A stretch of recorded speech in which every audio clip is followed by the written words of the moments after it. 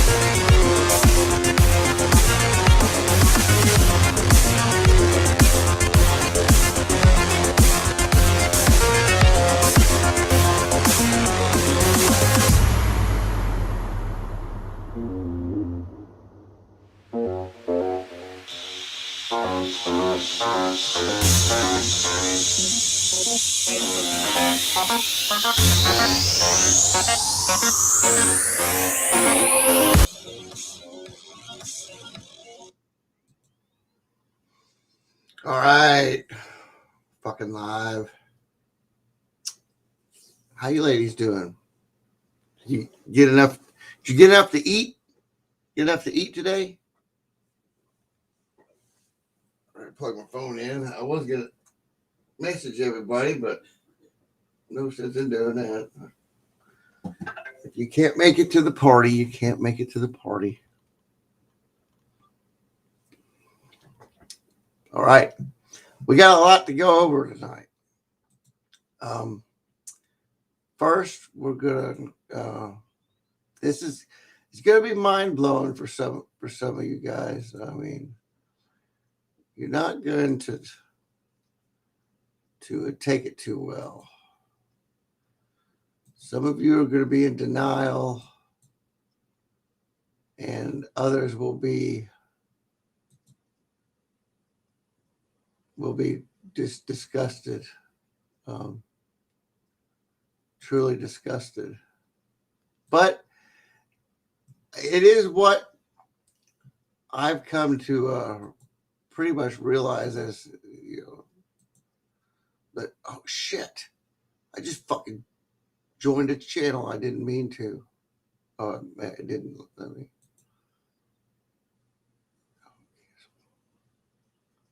Dang. Maybe it didn't. I don't think I have my payment information in this account. Maybe I have to go through here and enlarge the screens on all these. There it is. That's what I'm looking for.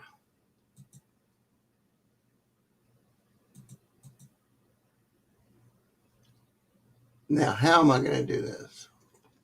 I don't know if he's got music on that. I haven't watched it or not. All right. So anyway, channel introductory. I'm going to introduce you guys to a channel that you probably don't have. And we're going to go over some of the more pertinent things. Steve-O, you're not going to want to miss this one, buddy. This is going to be good, dude. Yeah, it's going to be good. I finally fixed my necklace. I can't leave this light on because it hurts my eyes. But I finally fixed my necklace today. Oh, it's backwards. It does that. It goes backwards. But I got it to stay. Yeah, that's how I like it. A fucking ruin hanging off of it. Oh, weird necklace. I don't wear that around town or anything. I wear my Stargate necklace around, but I only wear this for just, live streams. I gotta focus on what I'm doing here, or I'm gonna lose my shit. Introducing you to a channel.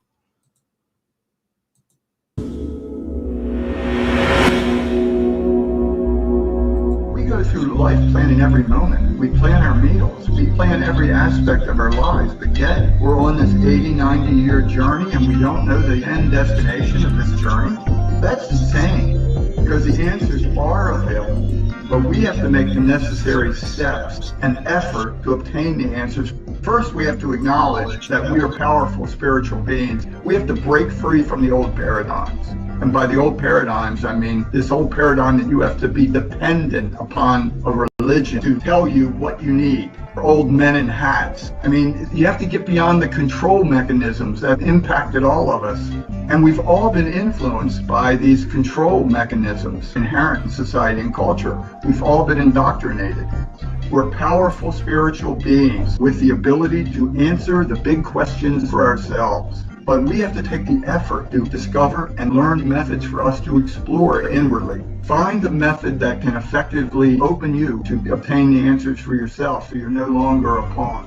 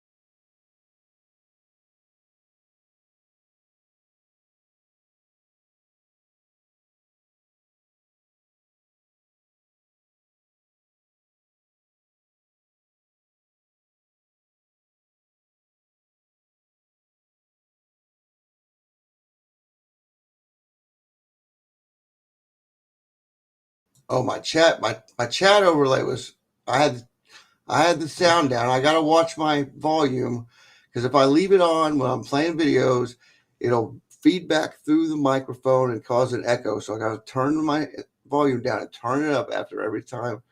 Yeah, keep an eye on that for me, will you, Frigga? Because I'll probably do it again. I got a shit ton of videos to do.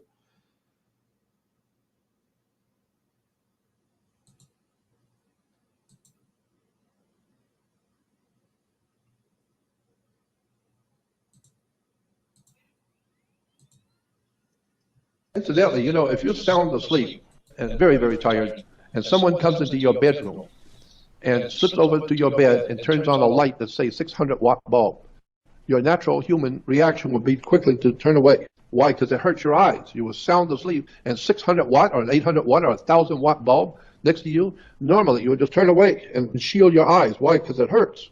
After you've shielded your eyes and woke up, you're going to be very unhappy with whoever did that. Well, that's the same idea. That when someone who is highly enlightened, a very highly intelligent person, we say they're brilliant, which means they're filled with light. Their whole life is enlightening the world.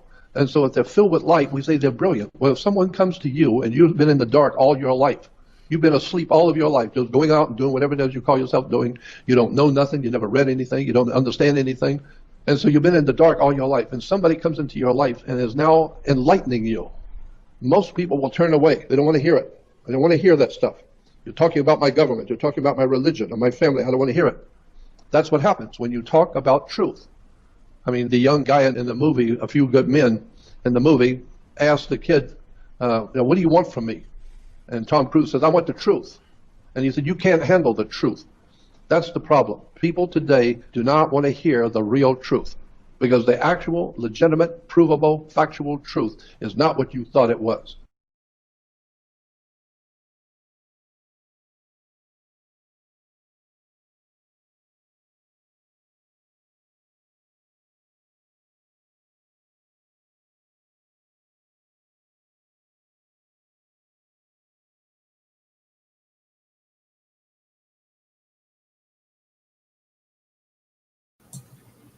Yeah, Steve-O, that's called, I call that jumping in and out of the simulation or timeline jumping.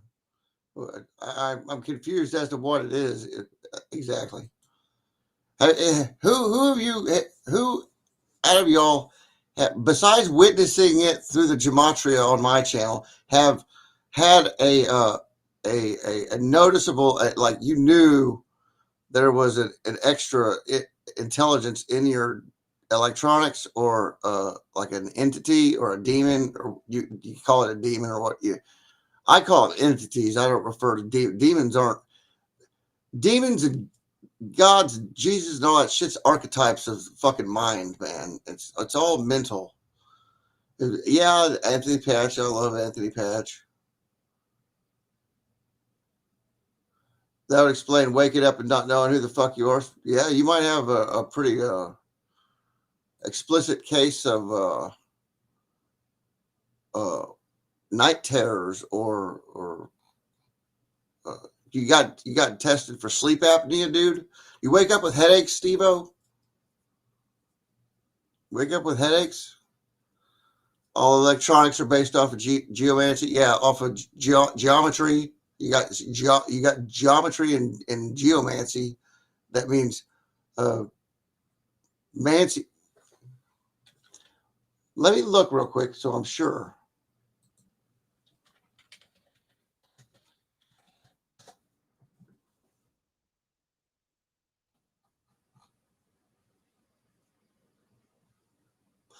Yeah, mancy refers to divination.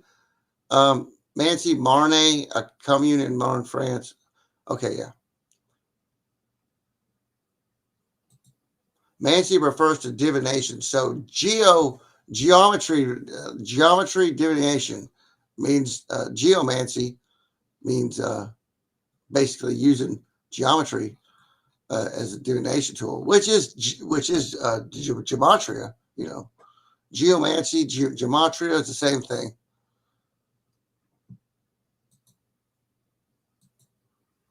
And I want to go to GitHub. I want to go to GitHub. I want to learn how to code, and so I can make my bots and stuff, and go to GitHub. And I got a GitHub. I'm all set up on GitHub, and I got a bunch of repositories, a bunch of stuff. I used to be able to download that stuff on my computer and run it. I can't remember how I did it, and so now I'm just stuck with all these files of the shit what I want to use, and I can't fucking do it anymore. I'm gonna have to take some tutorial videos on how to use GitHub. But anyway, I want to make a gematria calculator, because what posed the thing with the gematria calculators is that one that I use, you see me using, it can be programmed to show you the stuff. Pretty much, if somebody hasn't plugged it into that program, to that gematria calculator algorithm, it's not in the database. So I want to make a gematria calculator that is pre-formulated every possible legible, that's legible.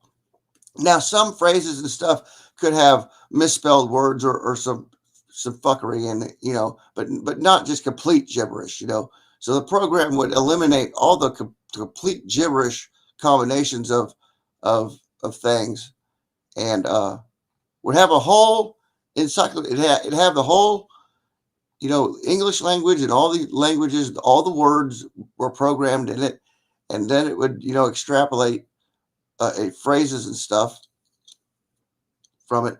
It would have to be ran on a deep learning, on a machine learning, deep learning AI algorithm to set up the gematria calculator database. But basically, when you typed in your search, it would come up with everything that it would possibly be, and it would not be tainted by Christians pre-programming shit in there like God is this and Jesus is Lucifer, all this shit. See, when you use a gematria calculator and it's telling you Jesus this, Jesus that, it's because fucking 50 million motherfucking Jesus freaks put it in there, dude. Not because it's in the fucking natural number sequence. No. It's a fucking database that people search it and program. It's programmable. Now, there are those innocent searches that get plugged in that come up that rang home with you, like that one on my name, the one that rang true to me was how you doing in Arkansas, and then a couple other ones. I think Frigga noticed when I was noticing my stuff on my gematria. But if you run your gematria, dude, it'll start talking to you. If you use that gematria calculator I use, and gematrix.org, I think, gematrix.org, and it'll talk to you. You'll think it's God, but it's not God. It's the people's spirit that programmed the motherfucker to tell you that shit.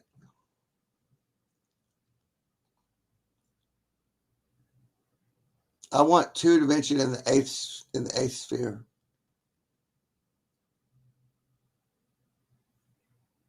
Gematria will break your reality if you think that the divine and the devil is talking to you at the same time, and you don't realize that is just the Abrahamistic religion of the world, the main religion of the world, Muslim and Christianity, programming by searching their search terms, because it's a Bible code, so everybody's searching stuff out of the Bible and God and Jesus and all this stuff, and that's what you find. That's what it pops up with as similar things with the numbers, because that's all that's in the database. Now, if I wrote a completely fictional book, like say you'll see Lovecraft, like say you see Lovecraft stuff in there, we all know that Lovecraft was fiction, but maybe he was tapping into some primordial energy there, and manifested it. He was manifesting it. But the dude that found his work and turned it into a comic and turned Lovecraft's work into what it is today, the Cthulhu mythos, because before it was Cthulhu, it was the Zog-Zagoth entity that was the main guy of the fucking shit.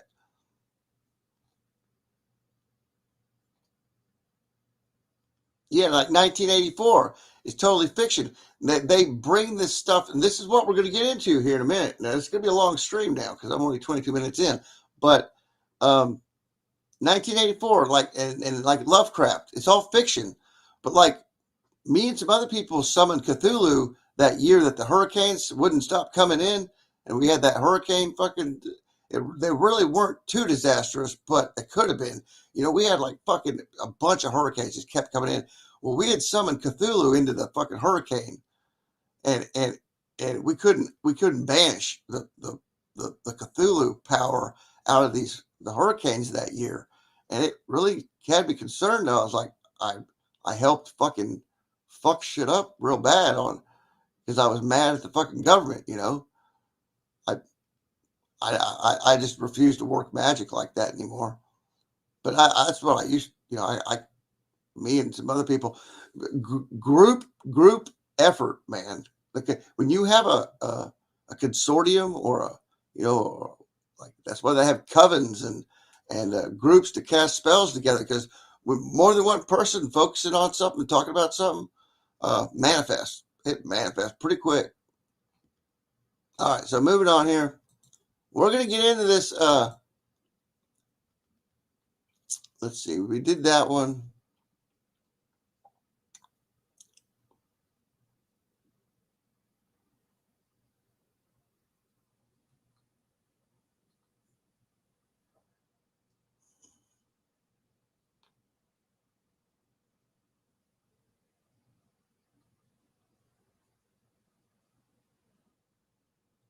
Why is it giving me my back results first? Damn it. I'm looking for shit. Okay.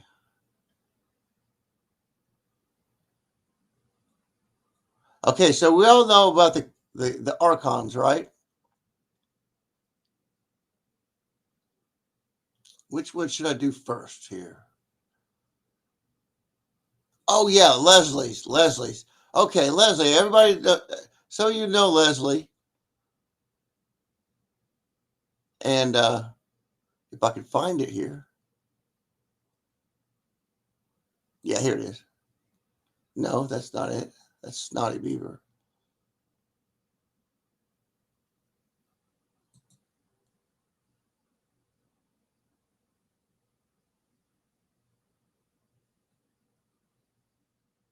Sorry about this. My search thing when I'm trying to pull a thing up here is all backwards. There it is. No. God. Where is Leslie's? I have to look at what browser here. You all know the drill. I'm not a professional streamer yet.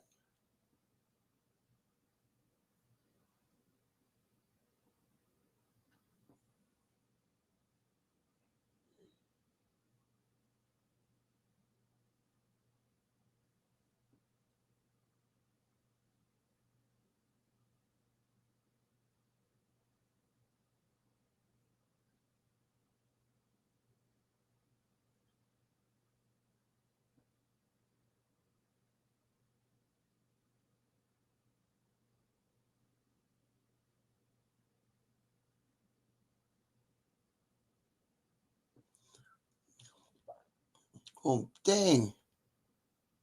I didn't get rid of it, did I? We did that one. So I'm going to fucking delete that one. Here it is. Freedom from, okay. I got it. Freedom.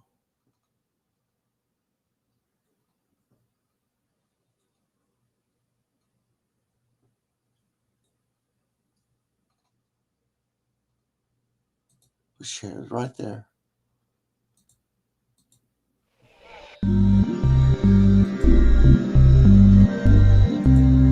The author, Philip K.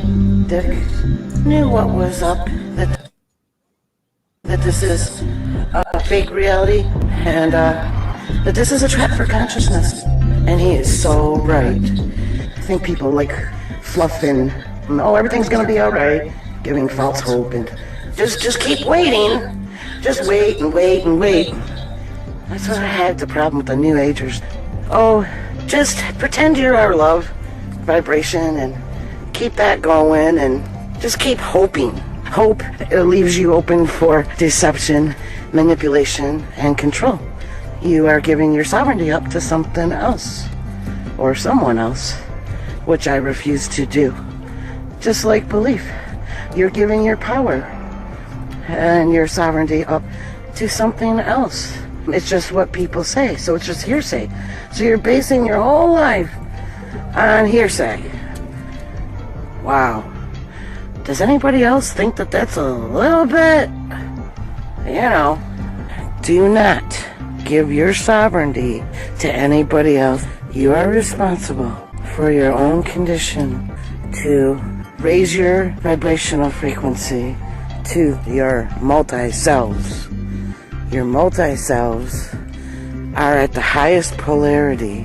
See, I didn't have the heavy-duty programming. I didn't get no belief gene. I didn't have any of that stuff. Automatically, I went up to my multi-self. My conclusion is, it's not from outside of myself. It's from inside. The universe is inside you. It's the portal to get you out of here, maybe. So I'm probably going to find that door. Hopefully I can come back and let you all know. Well, just take care and don't believe that this is reality, because it's not.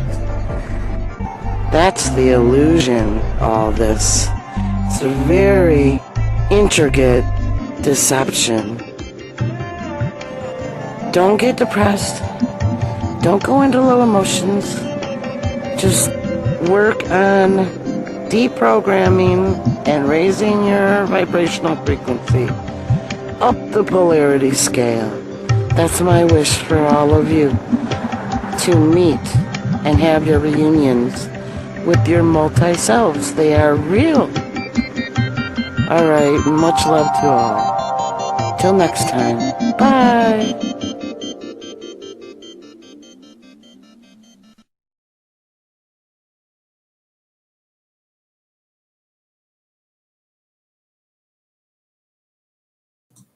Okay, and I'll post it in Discord. Here's Leslie's channel, and we might look at some stuff from her. I totally forgot. She's got good stuff. She just I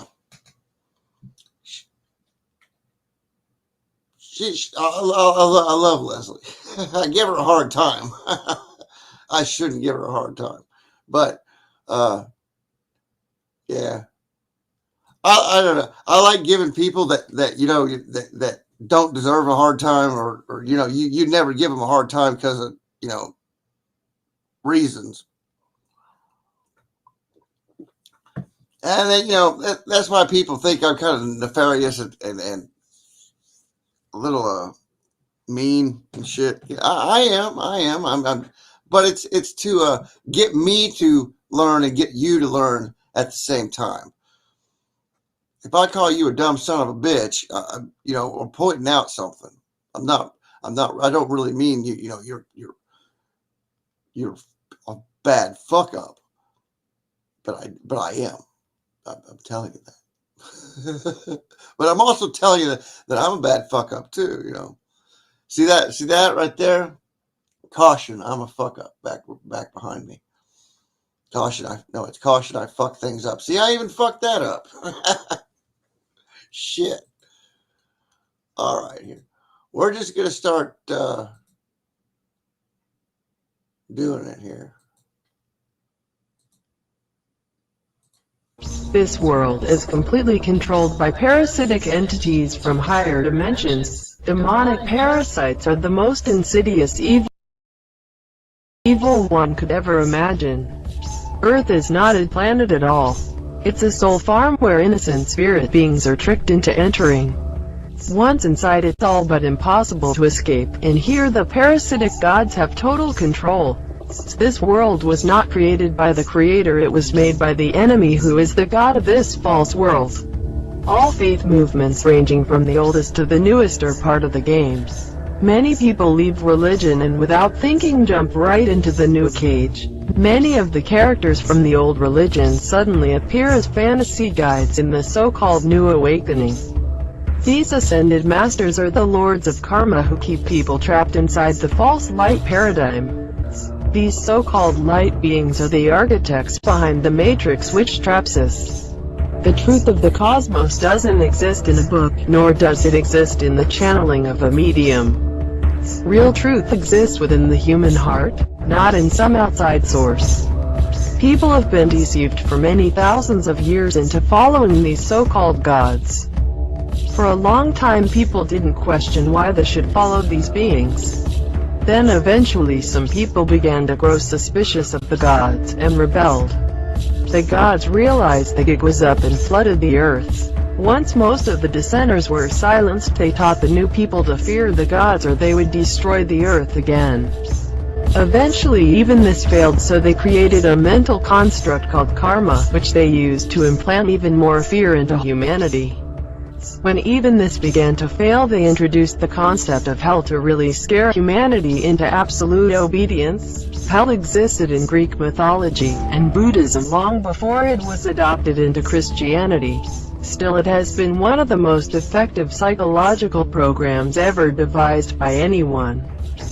This fear of hell made people willing to go to war and commit unspeakable atrocities for fear of eternal punishment if they refused to obey their orders. This gross misrepresentation of reality has created a world of greed, pollution, and unsatisfactory lives devoid of any spiritual wisdom.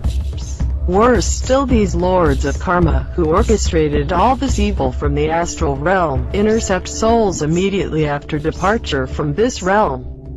Once these parasitic devils appear, they tell the soul their life wasn't good enough to move on, insisting the soul must go back for one more chance to correct their wrongs.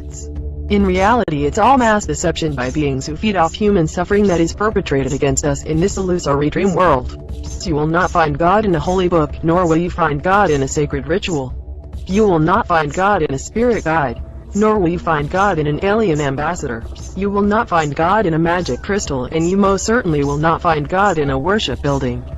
All these sources of false stimuli are designed to fool the mind to look outside of one's own being, rather than find the truth within. They have seduced you into giving your power away to another. Remember, your light is your own, and you shouldn't give it away to anyone. Best wishes from Snotty Beaver.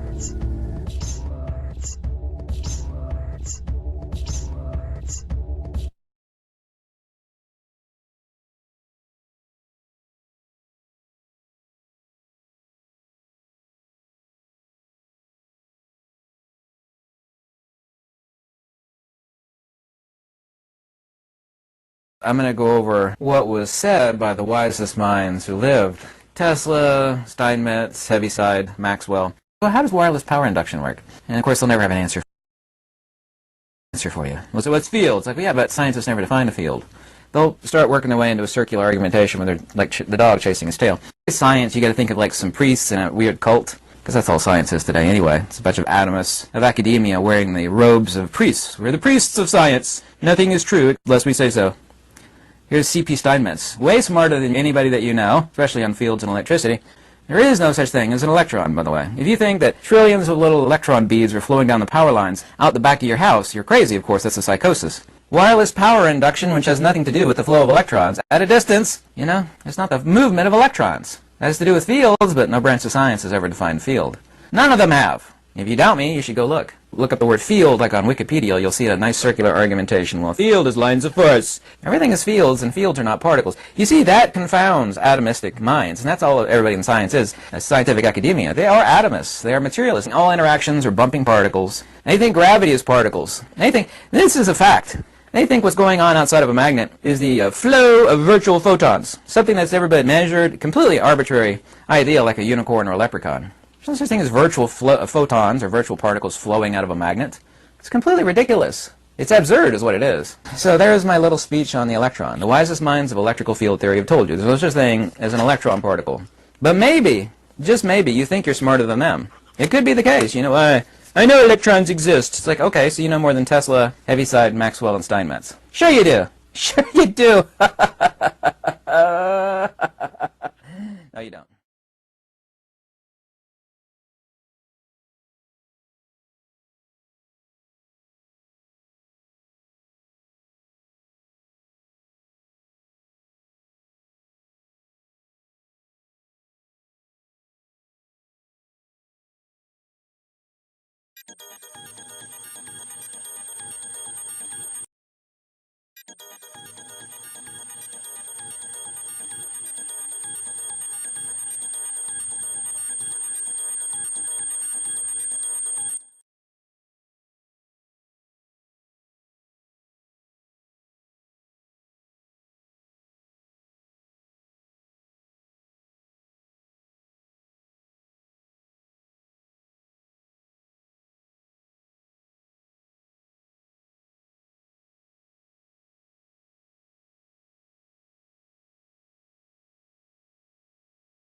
The Holy Roman Empire was centered in Germany. It was based on Judaism. And now you get into the dark religion of the Jews in relation to the German. Look at the way the ancient Druids in Europe dressed. They were holy men. They were the holiest of holy men in European culture. They were the lawyers, the doctors, judges, religious leaders, all important people who led the Europeans for thousands of years were Druids. And one of the most important symbols in the Druid religion was a magic wand, like Mickey Mouse with his magic wand, and Merlin the magician from England with his magic wand. And today we have orchestra conductors and musical conductors who lead the music with a magic wand. Well, magic wands were always made out of the wood of a holly tree. It's made out of Hollywood. And today we have magic of Hollywood, Druids running Hollywood. But go on the web to image and type in Druid priest, and you'll see how the Druid priests were dressed. Then type in Jewish high priest. It's identical. The pictures are identical. Everything the Druids taught, the Jews taught. Everything that the Druids wore, their high priests and their religious services and their religious instruments, all of the holiness of the Druid people is Jewish. Wait a minute, there's a connection between the Druids and Judaism? Yeah. Well, the most important, impressive peoples in the Druid community were the Germans. And the Germans go all the way back thousands of years, and then you start to see, for the first time, a connection between the ancient peoples called the Germans and the Druids. And then you see the connection between the Druids and the Jews. Now you become to see the connection between the high priests of the Germanic people and the Druids, who were the high priests of the Germanic people, and today the religious garb, the clothes of the Jewish high priests. So the bottom line is that there's a very ancient, old, and hidden connection between the Druids and Jews, the Jewish people. And there's an extremely ancient and dark hidden connection between the Jewish people and the Germans. The Germans are the ancient Jews, and the ancient Jews are the Germans. And they both come out of the old Germanic Druid Empire, so that Judaism today is a totally different religion than you think it is. And I'll go back and look at the connection between the Druid peoples of Europe and the German people of Europe, who today we call them, the Germans today is referred to as the Holy Empire.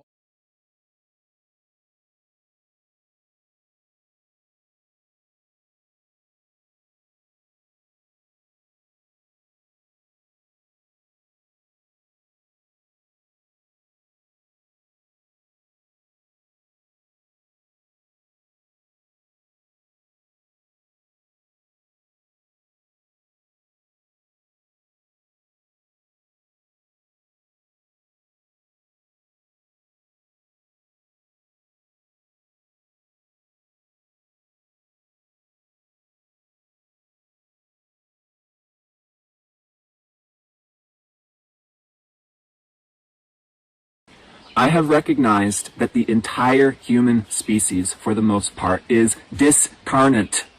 Discarnate. That means the majority of people on the planet right now are not in their bodies.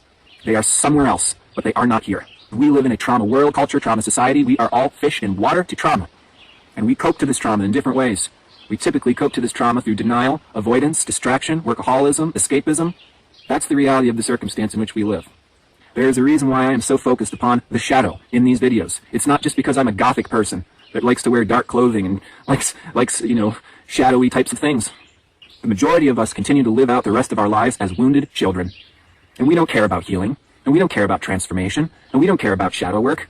We care about escapism, denial, and running away from the darkness that's too hard for us to digest, and so we leave it to the very few and far between.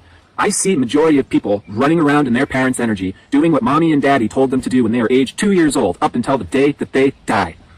There's no rite of passage, there's no graduation of leaving that conditioned world, life, that was taught to us by our parents, our bosses, our teachers, and this is a generational imprisoning complex.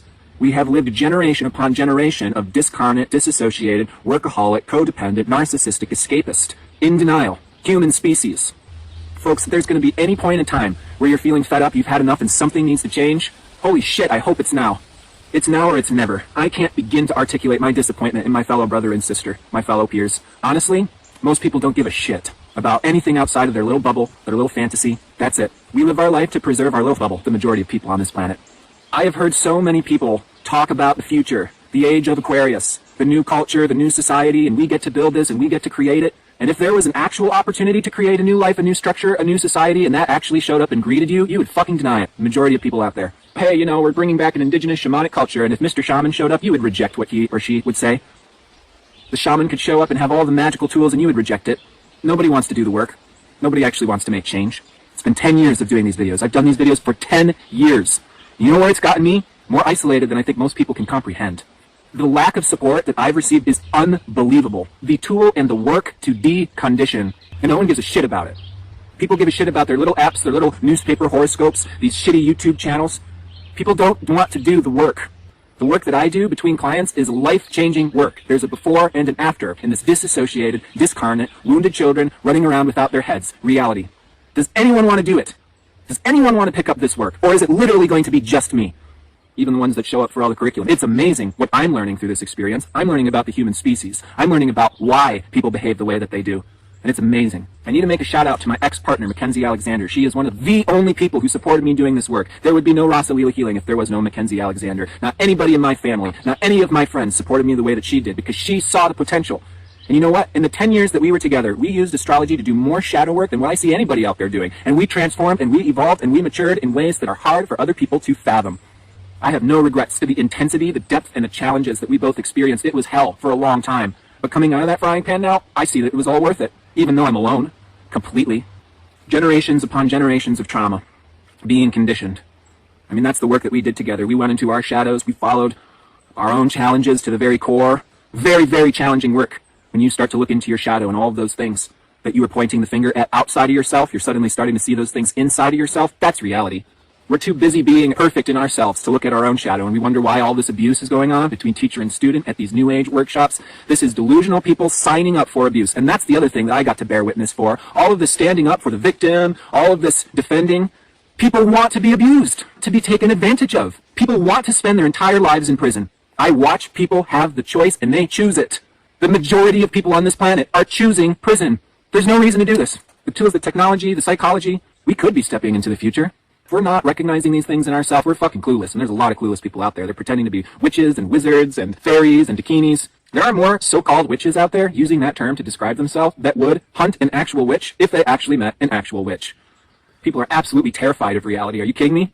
A lot of these New Age retreats, it's escapism, it's denial, it's avoidance, it's let's run away from fill in the blank. So we need to recognize these dynamics in ourselves. It's not the end of the world. Once we recognize these things, the way so many people just pretend their way through life and expect everyone else to reinforce that pretend imaginary bubble. And that's what being nice is. Even this political correctness, do you realize that a lot of this political correctness, it has nothing to do with human rights. It has everything to do with being high class. Like fucking rich people with a silver spoon in their mouth. It's got fucking nothing to do with human rights. It's all just lingo and language and dressing the right way and sounding the right way. It's more denial, escapism, and bullshit.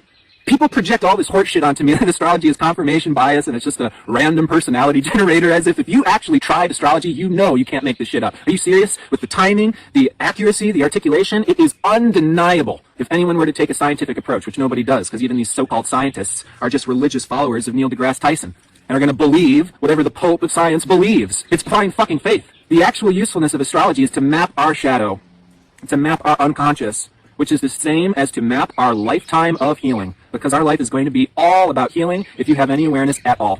And if you think you're healed, you're perfect, you're done, you're oblivious. I haven't met any inspirational teacher or healer that thinks of themselves that way. We will find the greatest gifts in our shadow, but this is where we have to do the deconditioning work of breaking out of prison. Because the prison of Western culture, American dream, is this enabling of shadow behavior, running away from reality to create these fantasy realms. So for example, the number one is workaholism, right? Western culture, American culture, are you serious? It's all about being a fucking machine. And that's what mommy and daddy taught us to be, a fucking machine, to be a fucking robot.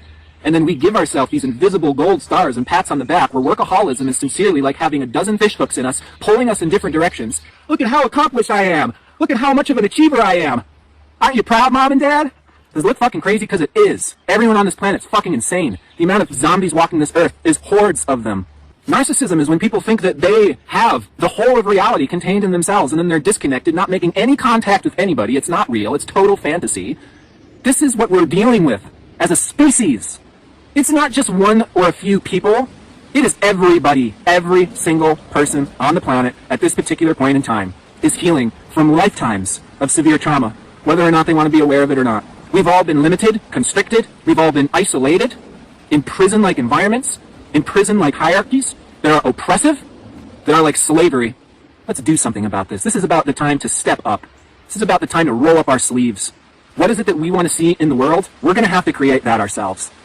Because I already know other people certainly aren't going to hop on board until there is an example, and the proof is in the pudding. You know, we all have to roll up our own sleeves and do this. There's hidden blessings to our suffering and hardships. We have an opportunity to do the work that people who have it easier will not do. It's actually harder to do the soul work if you have that silver spoon in your mouth. The majority of the New Age movement is fucking crazy. The majority of people into the New Age movement are not doing work. They are children who are taking that free ticket in the fantasy world. And I am being sincere. It really is like that. I mean, I look at the astrological community. Is the astrological community progressive and revolutionary and changing the world and society? Or is it a bunch of old-timers doing PowerPoint presentations at one another? I mean, these so-called master astrologers that look like Merlin and have like trophies that they're receiving at these major conferences, I'm being sincere. I've met them. I've worked with them. They're fucking amateurs. The majority of the astrological community is fucking amateur, dissociated, not really helpful. We're talking about shit that's way out there, and the proof's in the pudding. Nobody's getting it. Nobody's taking it. No, I'm not going to take it. No, I'm not going to try it. Too much accountability. That's how it is. Nobody takes it. Nobody wants it. I'm doing this shit alone. My life is unbelievable. If I were to actually go through the story of my life, the abandonment, the betrayal, the heartbreak that I've experienced, it is a tragedy that is unbelievable. People would not even believe me. It is such a waste of my time. And I have wasted so much time, y'all. I'm surprised I'm even doing this video right now. But I'm doing this video because I must have some sliver of hope that you are out there. Someone who actually cares, someone who's actually doing the work, and someone who actually wants to use the gifts of our current time to be able to push these things forward, to evolve our species and evolve our humanity, because we can. We have the power, we have the capability, we've got the map, we've got the compass, we've got the flashlight. I look forward to connecting more and more with those who are on my wavelength, those who are doing the work. And it's not just astrology, there's plenty of other medicines, there's plenty of other perspectives. I look forward to getting to meet and hear back from you.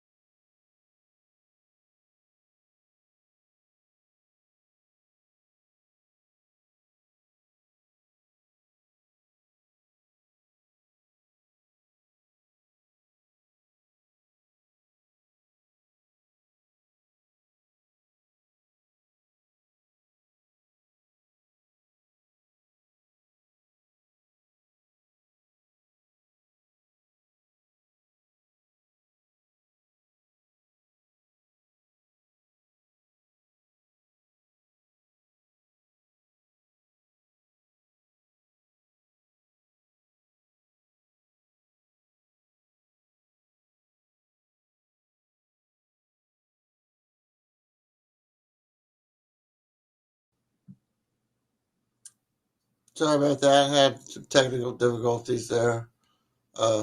My bit rate went over to the counter for some reason.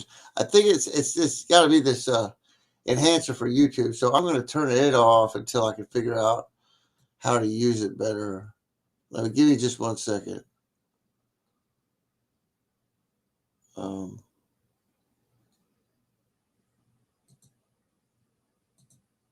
Disable. Okay.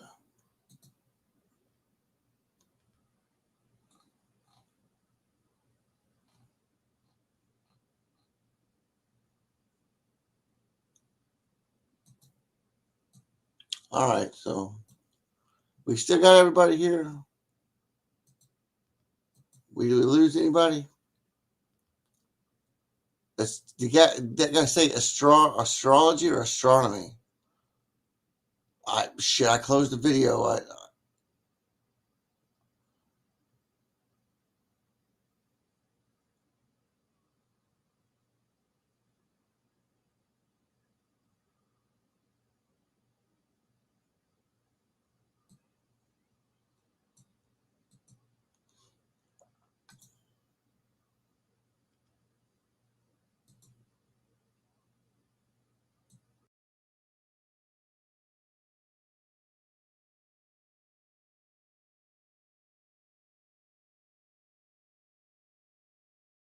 How we got to where we are today, because too many people just accept things.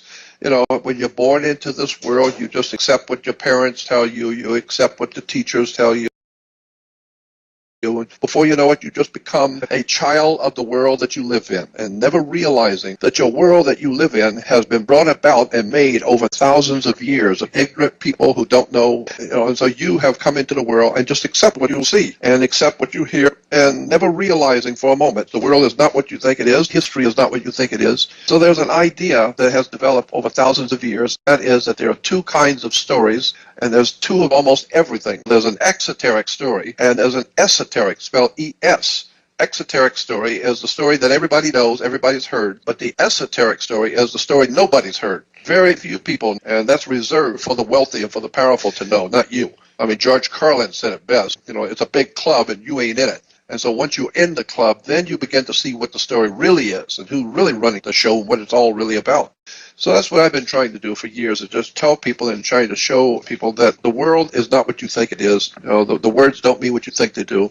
So at this point, where do you start? I've always been very interested in theology and religion, but I'm also aware that the government with every day are very important to people today. But let me give you an example of words that we take for granted that you really need to go back and look at. How many people go to church and have no idea in the world where the word church comes from? Church can be traced back to Scotland, where the word church is basically kirk, or Kirky, K-I-R-K, or K-E-R-K, can be spelled different ways. So if you're a Christian and you're going on Sunday morning to kirk, or in English you're going to church. But kirk is based on Circe, God, the ancient Babylonian system, which is a goddess. And when the Knights Templars went into the Middle East to take back Jerusalem for Christianity, the Knights Templars, while there in Jerusalem, also learned the customs and the ideas of the people. One of the most important religions during the Middle Ages, during the time of the Crusades in the Middle East, was a worship of a goddess named Circe. And she was referred to as Mother Circe, Mother Circe. Circe was able to hypnotize people and bring them into her house and shut the door behind them, and then magically, through some sort of a high magic, she would be able to take their minds away from them so that they were mindless. And because they're mindless, they couldn't find their way out to save themselves.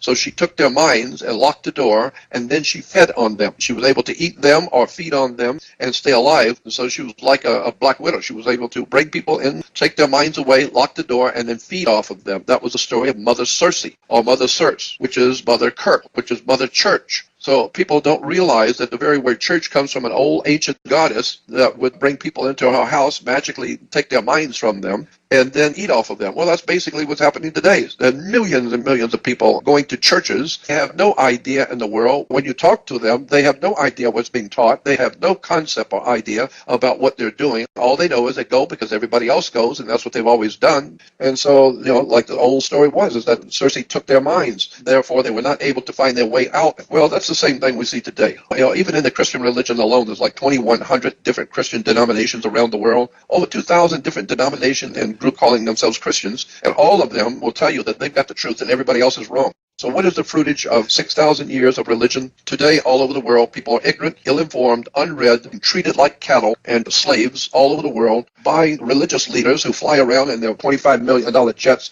We've got a big case going on in America today with all of these television evangelists making hundreds of millions of dollars a year off of the poor working class people flying around in their jets. And then when you start looking at their personal lives, it's terrible. It's horrible stuff. So I'm just saying, when you're going from day to day, look at the words and where they come from. And your life is affected by unseen forces. And I am totally convinced from all my years of listening to the experts and seeing the evidence that our lives are being orchestrated, like like an orchestra leader leading an orchestra. It's being orchestrated, and we don't realize how so many things that go on in our life are just routine and we don't even think about it. So you need to keep in mind that there's a spiritual presence on this earth, a very powerful spiritual unseen presence on this earth that spiritual people have talked about for thousands of years, but it's true.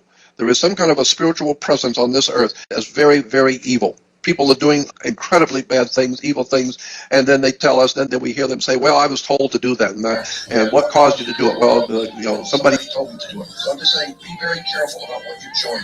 Go back and start doing some research on whatever it is you belong to, whatever society or church or group or mosque or synagogue, it doesn't matter. The world is laying in the power of a dark force. In all religions, as in government, law, as in commerce, we are living in a very powerful, dark time in the history of the human race.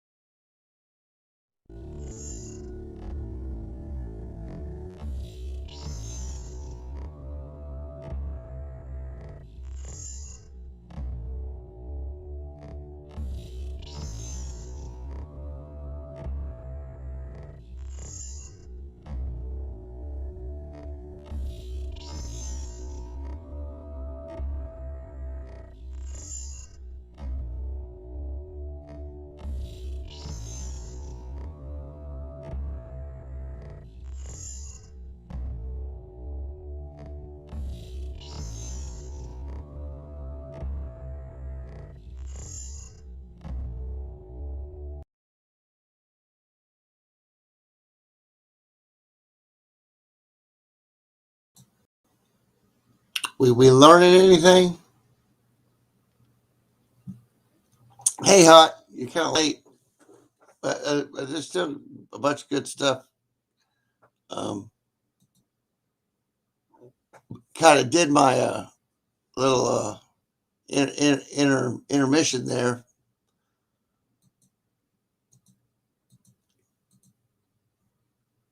You know, but let's see what's next here. Okay, now since we did some music, I accidentally started playing this earlier, but this is called. I'm gonna link everything because I've got it in my saved. I've got it in my saved browser thing, so I'll just go copy it and post it to Discord, and it'll pop up on chat here, and then I'll post it again in chat so you guys can click all the links and save them if you want or whatever you want to do. Put them in a playlist.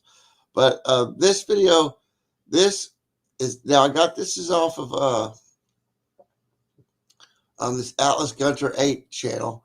It's a Archon Energy Implants Removal Frequency, and it sounds pretty disturbing, but it is a rife, what's called a rife frequency, and those rife frequencies do sound kind of real, high pitched and gritty, and just a real disturbing sound. But I'm not going to play the full 10 minutes of it, just a little bit so you guys can hear it. But maybe I should, to get rid of the Archon energy implants that some of us have.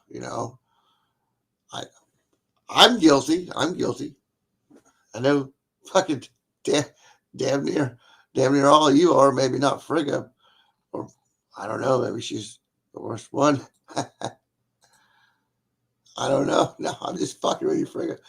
Seriously, though, listen to this.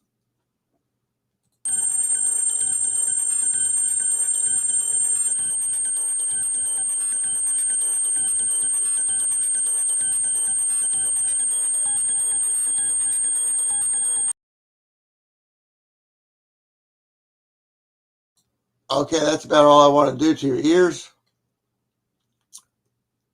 That's a pretty disturbing frequency. He doesn't have a whole lot of frequency stuff like kind of like I do. I mean, I don't either, but I mean, I kind of make my own stuff, and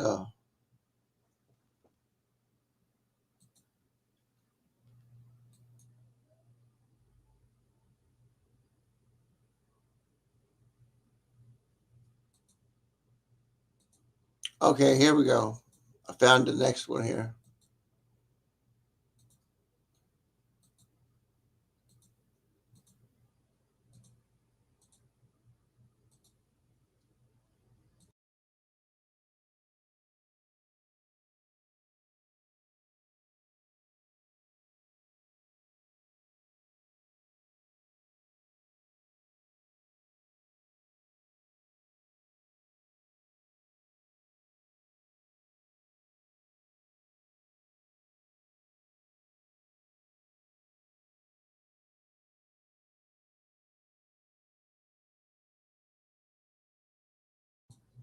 It just kind of flashes up on their screen real quick, so I can't get my reader to read that, so I'll have to read it, I guess. I don't know if you guys can see it. It's pretty small. Suffocation of the mind. How can anyone stay fixated at researching and looking at the same level of shit all day, daily, endlessly? But there are throngs of truthers out there doing just that for decades on end. Most truthers are stuck at the mud flood or chemtrails are everywhere level, never moving an inch from that stage in 3 decades of truthing. For me, I'm like, what's next? I think this is Atlas Gunter here. For me, I'm like, what's next? The same day I hear something new, as well, I or anyone else should be, but no grown adults get stuck at the initial stage, resulting in mental stagnation, not growth. As an analogy, I like to use a grade 2 student being told his younger brother in grade 1 that sitting down 2 + 2 = 4. And of course, the grade 2 brother reacts by, okay, and as kids, we get it. we know better as kids about mental stagnation, that staying at a low-grade level is totally insanity and suffocation of the mind. But yet as adults, we go Mandela effect for 10 bloody years. Hell, 25 years later, all the same people are still shouting Mandela effect. And try 30 years in the case of David Icke. He hasn't changed an inch in 30 years. That's got to be a record. Even Jordan Maxwell must be standing in awe as slow as he also is at advancing himself. The church is evil. Yes, Jordan, we get it already. For 25 years now, FFs, we get it, for fuck's sake. And I just had to get this topic off my chest, but for a day. So I had to do a brief rant video on this issue being so humongously shameful as adults. Shame on all the troopers.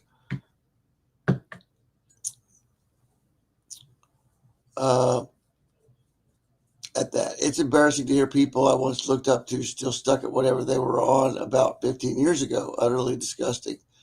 As for me, I still upload old videos myself, but only for the reason of reaching out to these very truthers, because that's all there is. No 1-0 truther at my level, save for Shaman, the real ones, and Star Gods, and Keith, the Perception Deception, and a few other awake Italians. But then Italian equals to feminine energy, but are able to see a bigger metaphysical picture. Why do you think the Druids planted the Vatican City in the heart of Italy? Oh, come on. You're fucking narcissist. And yes, the Mandela effect cult are no better than I. They too are the perpetual grade 1 student, never growing, just salivating and stagnating mentally at the same level for umpteen years. And again, as for me, I'm always seeking new heights out of the rabbi hole. He left the T off of rabbit. Today it's this, and tomorrow it's this, plus that too equals something even more unreaching and bigger, and move above all that by day 3, not decade 3, and keep moving above the stagnation to eventually seeking solutions as in huge biohacks to wild rocket myself. I'm proud to be a part of the human race, not remaining at a level of being Archon food with the rest of the population, part of the non-race of human beings. We knew better as kids that staying at the grade 1 level is totally insanity and suffocation of the mind, yet as adults, we go ape shit at staying stuck on one initial level in the rabbit hole.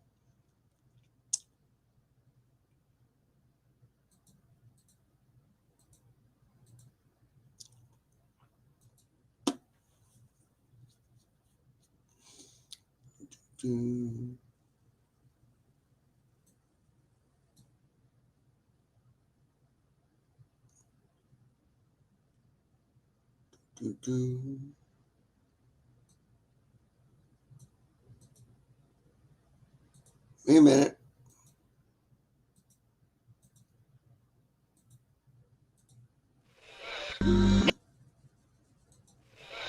Every chronic disease begins in the gut because human body is an ecosystem. It's full of microbes. There is nothing microbe-free in your body. Every chronic disease begins in the gut because human body is an ecosystem. It's full of microbes. There is nothing microbe-free in your body.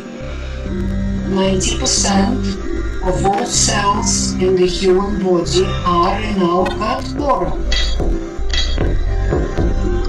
Every chronic disease begins in the gut. No matter how far away from the digestive system symptoms may develop, that's where the treatment has to begin, in the digestive tract. For example, a person may have rheumatoid arthritis, or multiple sclerosis, or psoriasis. And when you ask them about the digestive system, they say, well, I think I'm okay in that department. No diarrhea, no constipation, no gas, no pain. But when we start test their gut flora, we find that it's very abnormal. When we test permeability of their gut wall, we find that it's very permeable, very damaged. They have a leaky gut. And when we start healing the digestive system, multiple sclerosis disappears. Rheumatoid arthritis disappears. Hashimoto disappears. Psoriasis disappears. Chronic cystitis disappears. Migraines disappear. Atrial fibrillation disappears. All sorts of so-called incurable conditions suddenly become curable and suddenly disappear. Because indeed, when it comes to chronic diseases, any chronic, long-term chronic disease, it is digestive system you have to start from. If that's where you heal first, if you change your gut flora, because everything you buy in the supermarket comes from industrial agriculture. Industrial agriculture uses a plethora of chemicals. Every bite of food that you get from a supermarket, but if they live on macaroni, cheese, and flour and sugar, they're on the road to developing cancer and neurological disease. And I have seen too many people who absolutely destroy themselves.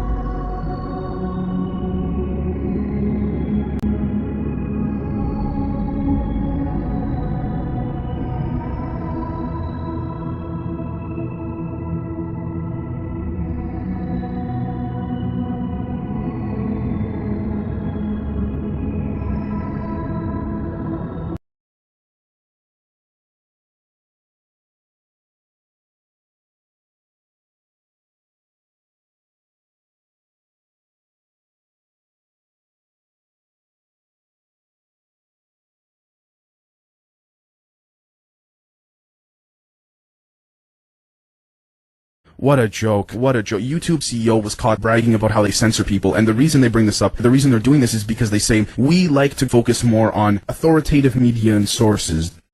Authoritative media and sources? Really? You're kidding me, right?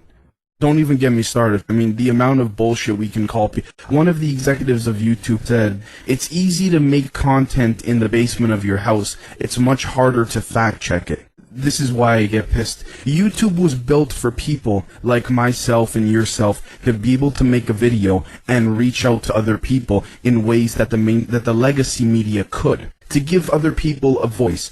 Like I always say, once Google bought YouTube, it went down the drain. It's getting worse and worse. They're censoring people, flagging people, not letting people upload for a week or 2 weeks, just citing very vague, general, community violation guidelines. The last time I checked, it was not called corporate tube. It was called YouTube.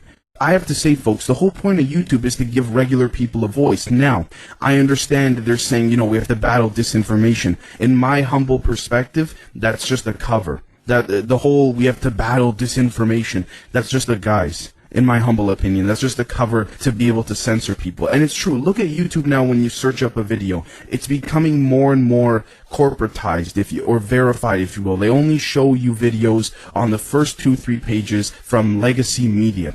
And of course, YouTube now has their own thing, which is the corporate algorithm, which is why certain channels that the people really don't like still gets a lot of views, not so much engagement, but views, because the corporate algorithm pushes it to the front of the page for everybody, regardless of where you live. And that's the other thing too. If I wanted to watch CNN or MSNBC clips, I would just turn on the freaking cable news. I want to go on YouTube because I want to see stuff that's not on there. The corporations are trying to, they're just trying to corporatize YouTube because they were losing a grip on it. They were losing a grip, and again, they use, for example, I have to be careful when I say this, but they're doing their own version of QAnon, folks. They're literally picking and choosing what you want to see, what you don't want to see. So how is that any different than QAnon? Or battling misinformation? You see what I'm saying? It's just a bunch of nonsense, and now they want to remove dislikes or whatever. It's so stupid. So this is the problem.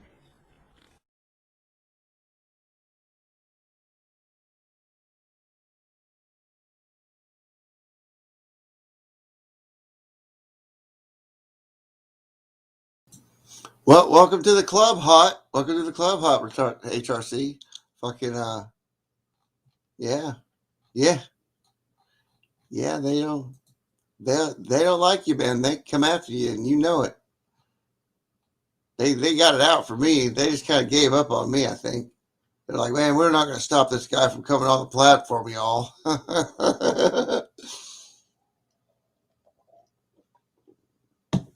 Dude, because I got my whole life left. I can keep making fucking Google accounts as many as I want.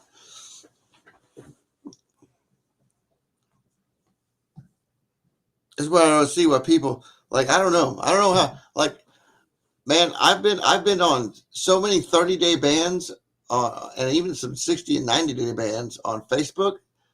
I can't count them. Other people like Digital here, Teresa, she says one wrong word and they fucking banned her fucking Google account off of Facebook. I'm like, what the fuck, dude? I like know so many people that has happened to, man. And like, dude, I'm like, I purposely fucking get banned on there on purpose. Because I know they won't fucking kick me off because like there's some sort of fucking investigation in them, what's going on with me or something. Oh, they're just sore. They're kick. Well, I need you to write my fucking appeals, dude. Damn it! That browser extension screwed up my chat and everything. I looked in there to see if it had any options for chat, but it just yeah. So I can't even I gotta post it like this. Hot retarded chicks. Hear that, YouTube? HRC's kicking your ass, YouTube. We're all kicking YouTube's ass. Fucking TikTok kicked their ass. That's why they had to let everybody have live streaming from their phones that's under 500 subscribers. And fucking, I think they let everybody have live streaming from their phones. It used to be 1,000 subscribers or something. And yeah, they're letting everybody monetize now. And because fucking TikTok kicked their fucking ass in the ratings, and everybody went TikTok. And TikTok's an outright Chinese spy platform, man.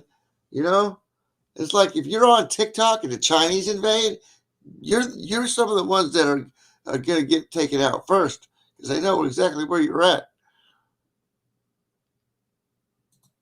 You worked for Twitter.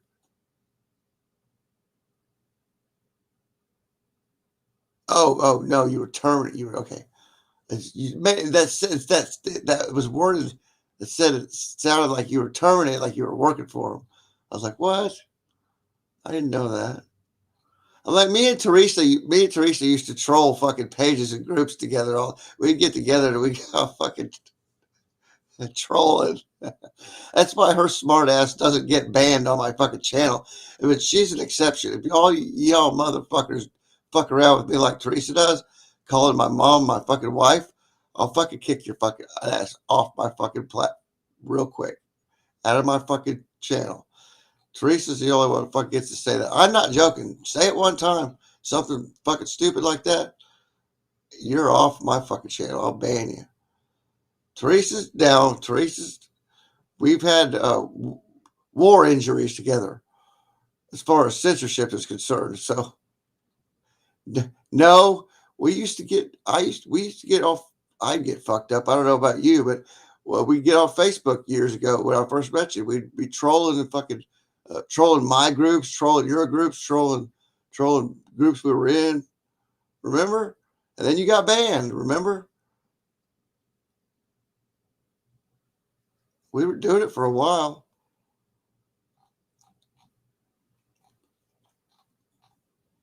I mean, we weren't malicious trolls. We were just jokesters, you know. But, you know, there's malicious trolls out there, like people that'll dox you and shit. You know, like fucking Monograph's old fucking crew of doxers and stuff with Viper that doxed me. Now, he don't run the same type of outfit that he did. But back in the day, anybody said anything that crossed anybody on Monograph's crew, and you were getting a fucking video made about you, dude. You were getting a fucking video made about you, dude, because I had a video made about me, and I was a fucking nobody. I had a Facebook social media presence, and that's it. I just commented and watched videos on YouTube. I didn't upload videos. I had years ago when I first got on a few, you know, you look back at my early videos. Yeah, digital. I feel all you guys. You guys everybody gives me a lot of energy to keep going, you know, so. All right, we got a lot of videos to go through, so it's an hour and 30 minutes. This is probably going to go 2 hours and 30 minutes here, or maybe, I don't know. I might split it up into 2 parts, but I think, you know, it's a holiday, so we're going to do an extra long special stream and get all this stuff taken care of here. Okay.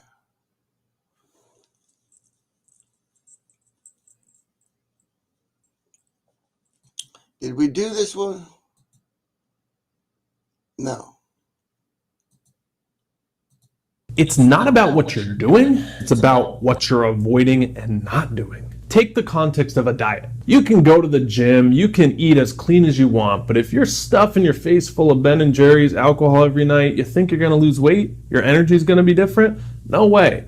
So in that case, if we just eliminate the stuff that's bad for us, that actually affects us more than all the good we're doing. In this video, we're talking about 4 major things, 4 thought processes that are very unhealthy, that lower your vibe, that block all the good stuff you're already doing and all the progress you've made so far. It's gonna suck away some of your happiness and your vibes. It's how a lot of people deal with the unpleasant ick in their life, whether it's failure or emotions or stories or whatever. We just suppress it down. Thinking of something, someone, some event, and you suppress it down because it's easier than expressing it and dealing with it or healing from it. A thing that's going to suck away some of your happiness and your vibes. A lot of the repressing stuff is where a lot of trauma is, a lot of childhood stories, a lot of stuff that they're repressing down that they haven't worked through yet. And I get it. This can be kind of scary. It's like opening Pandora's box a little bit. The point is that it doesn't go away just because you're not looking at it.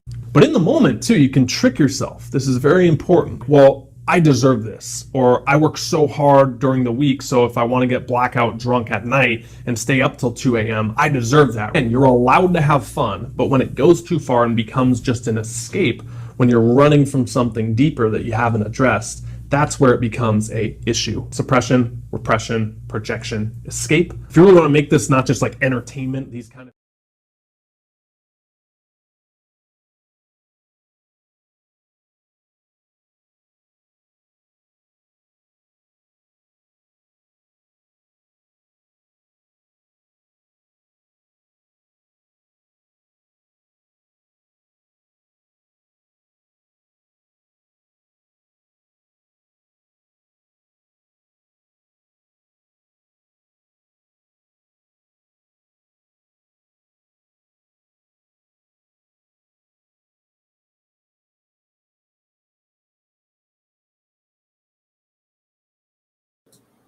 Okay, I had to put my computer on turbo because it's pulling got a lot of stuff going on my browser here.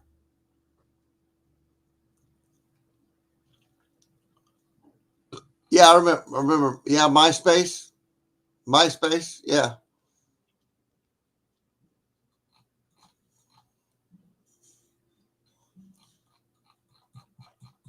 That's what I'm trying to get you guys to, remember all this shit. Remember when it first started? It was like, come on, we were supposed to have flying cars by now. You know what I mean? Like real flying, like Jetson, like the Jetsons flying cars. The mysterious energy that propelled everything. That not these drone flying cars that they're going to be making here. Little mini helicopter things, with helicopter arms, but like fucking anti-gravity shit.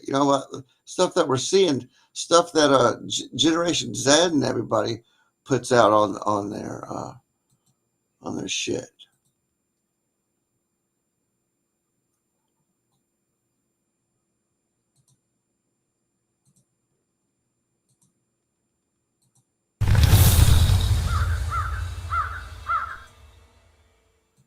In the fall of 1955, English actor Alec Guinness was in the US for the shooting of his first Hollywood film, The Swan. He happened to meet the film idol, James Dean, in a restaurant in Los Angeles. Dean ushered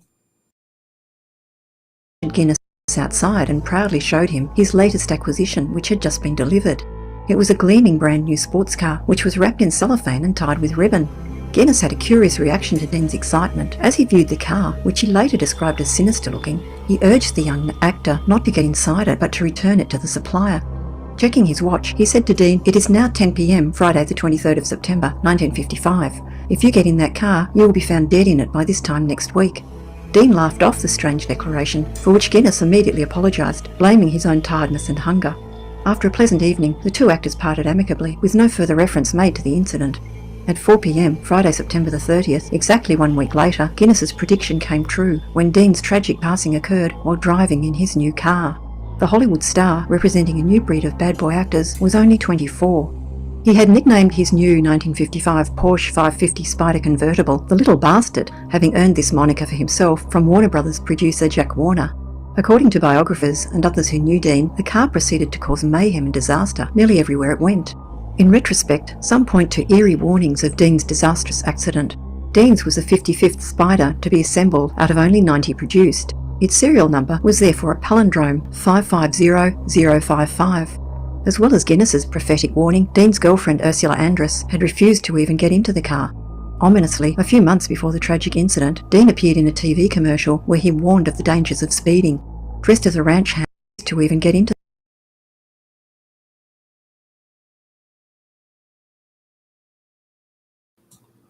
Frigga, Frigga, who does that look like? James Dean's girlfriend. Who does that look like? I know somebody who that looks like. To the car. Ominously, a few months before the tragic incident, Dean appeared in a TV commercial where he warned of the dangers of speeding. Dressed as a ranch hand, he advises young people to drive safely. The life you might save might be mine. On the day, just 2 hours before the collision, Dean had received a speeding ticket for driving 10 miles per hour over the speed limit, but this didn't seem to have slowed him down. The chain of events following the accident began to mark Dean's 550 Spider as cursed. At the time, Dean was accompanied by his German mechanic, Rolf Wotherich, who survived the crash but sustained serious head injuries and a broken leg. It was said that Wotherich experienced extreme survivor guilt and tried to take his own life twice during the 1960s. In another incident involving a kitchen knife, Wotherich attempted to take his wife with him. Some witnesses from the day have even sworn that Wotherich was actually driving, not Dean. Wotherich finally returned to Germany and perished at a young age in a drink driving accident in 1981.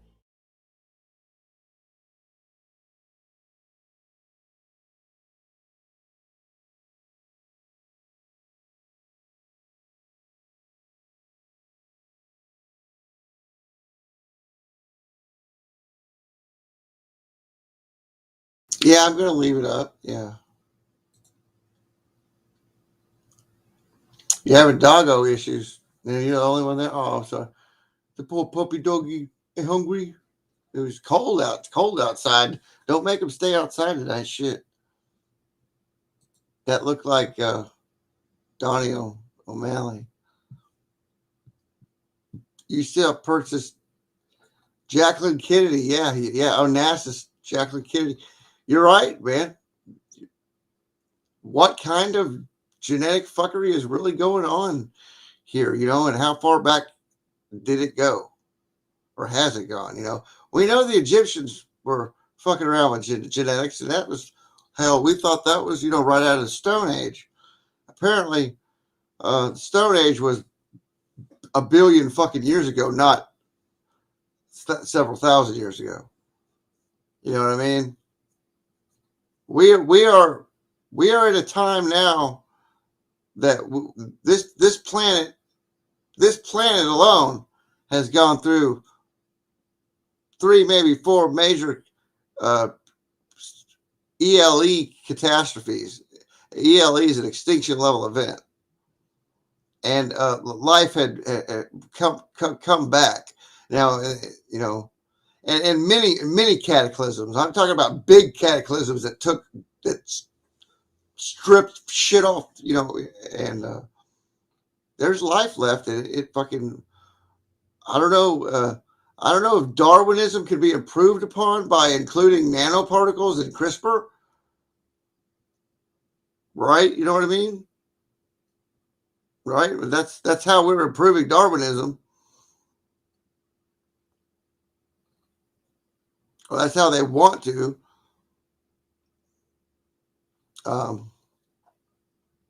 So we get into, what are these things? What are these things?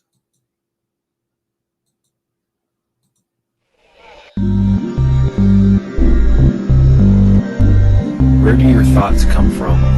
Do your own thoughts uplift you, or do they more often than not make you doubt yourself, disbelieve yourself, and have a host of depressive thoughts? Most people's thoughts bring them down instead of lift them up. The majority of the United States population is sick, mentally imbalanced, depressed, you name it. It's largely due to thoughts. What happens with thoughts is you have them surface into your conscious mind, and if you give credit to a particular thought, it will take you in a particular direction. And if it takes you far enough into a particular direction, it usually causes your emotional field to react, and now you are reacting emotionally, and we know that emotions cause the body to produce energy that is either uplifting or negative, and if the energy is negative, you end up losing that energy.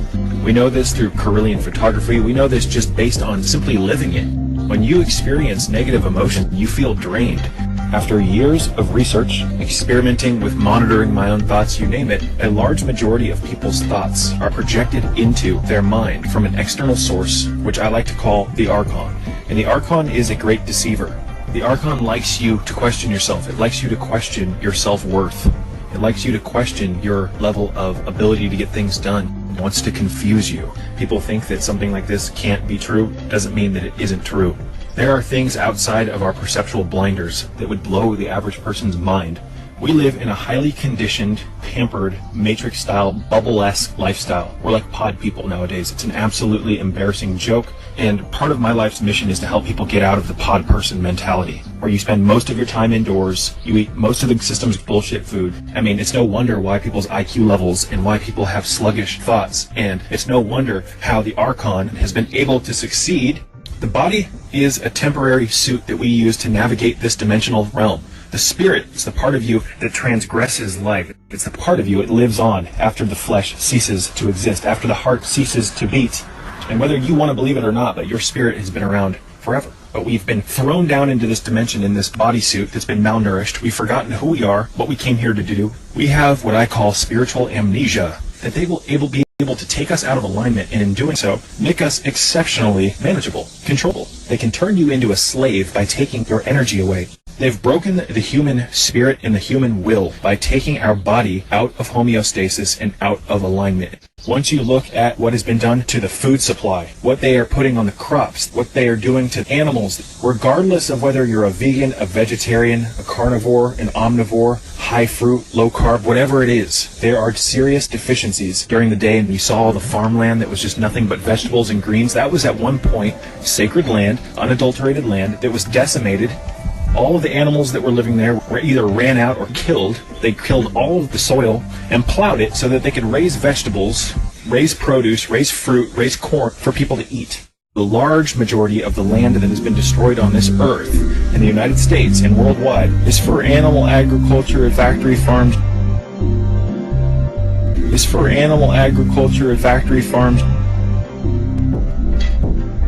It's time to wake up. We've got to look at the truth regardless of how difficult it is and regardless of how much it contradicts our belief systems about diet, you name it, and ethics, morals, you name it. To a large extent, this is how we lose our minds. Mineral depletion. Vital nutrients are what cause our mind to be able to take in the cosmic wavelengths of the higher self. When we're broken, disassociated, you name it, we have a difficult time grasping on to higher truths. It's a very simple thing to understand. A fundamental message that we have been hijacked by an extra-dimensional, hyper-intelligent entity that I call the Archon, and it is using our bodies as an energy farm. An entity intelligently hijacks the energy field of the human body and siphons degrees of energy out for its own benefit. The Archon intelligently hijacks our consciousness by projecting parts of its own consciousness into our minds on an omnipotent fashion. Now, we identify with the Archon's thoughts that it projects into our mind. We think that those thoughts are our own. You start to take on its nature. But how would you know that thoughts that are moving through your consciousness aren't yours? You've never been taught to question your own thoughts. You've always been taught that your thoughts are your own, and it's a mentally unstable thing to question that. You might be schizophrenic. You might be mentally ill if you question your own thoughts, or if you really try to listen to your thoughts. And if you have dark thoughts, you might be unstable. All this nonsense to take you out of alignment. I engineered a protocol on how to delete these thoughts. When you engage in this, you try to completely empty your thoughts. You try to not think anything. And when you do this, you will be overwhelmed with thoughts. This is a spiritual war between good and evil, and this is not for the faint of heart. Because when the Archon becomes aware of the fact that you're aware of it, it's going to do everything in its power to stop you in your tracks, because you are now a threat to its continuity. Recharge your battery. Stop treating it like shit.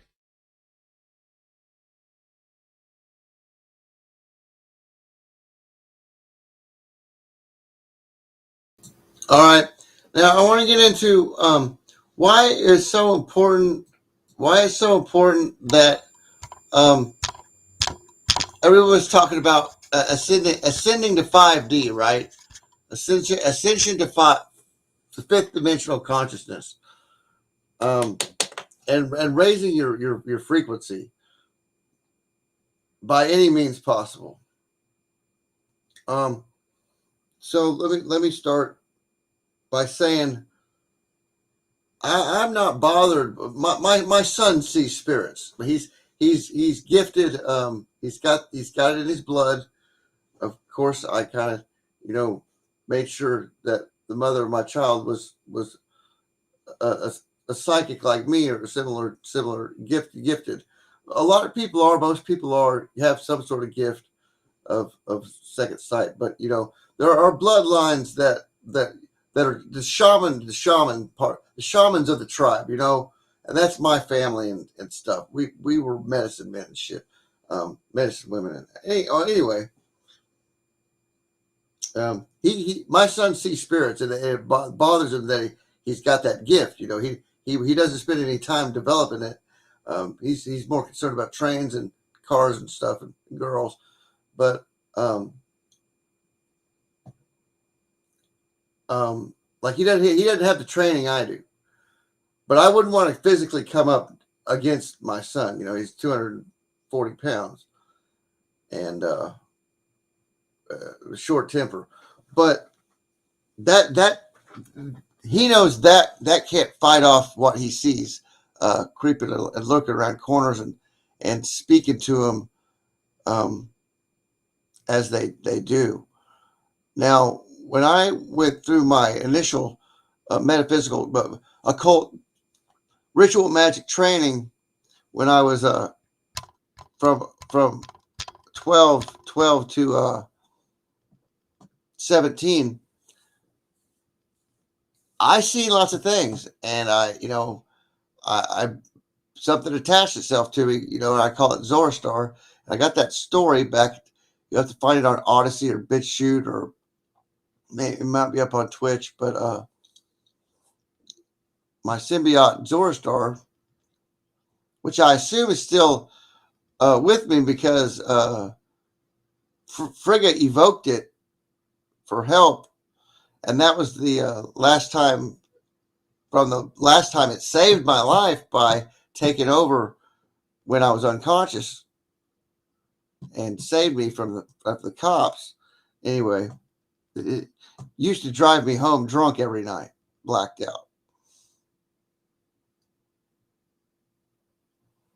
And so it doesn't speak to me or anything, but it's an energy vampire, and it likes, dopamine. Dopamine's a good energy frequency for them. And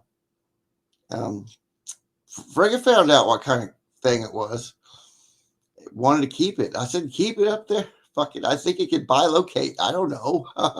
It's not from her around these parts. You know what I mean? And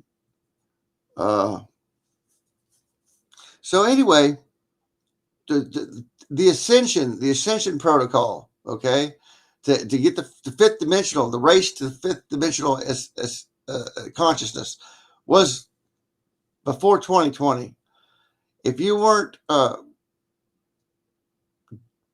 basically doing anything you can to raise your frequency, right along with the high frequencies that CERN was putting out, injecting into the Schumann resonance, if you weren't seeing what was going on, and adjusting appropriately, I really feel sorry for you. If you're still drinking alcohol at this point, there's something seriously wrong. You're not going to make it. You're not going to make it. You're going to get assimilated with the rest of the food herd, and you'll be packaged away, put in refrigerators, and shipped off world when the Kali Yuga comes around, and these archons can't find their food anymore. And with that, I mean, when you increase your frequency, you no longer become visible to these archons. and they, unless their consciousness is inhabiting a human, which there are a lot of them, millions in the millions of these archons that are inhabiting humans, like the elites, all the elites, they're all being possessed by archons. Everybody that wants to give you the deadly mandate that's gonna change your genome, change your species genome. We're in an ELE. I don't think everybody really took. There's only a few people that took away everything I took away from all my research into the what just happened for the past 2 years, the big fucking thing about the bug getting in you. Okay, I don't think a whole lot of people took away with some of you guys did, but most of you here right now, like Steve-O and Montana, nice to have you here, Montana. A lot of you guys weren't here for my investigation into the roll up your sleeve and everything. Right? Yeah, raise a frequency to a higher level than they are. No, we are at a higher frequency than they are. They just if you go a little bit higher, that they can't perceive you, they can't see you, so they can't fucking loosh off you.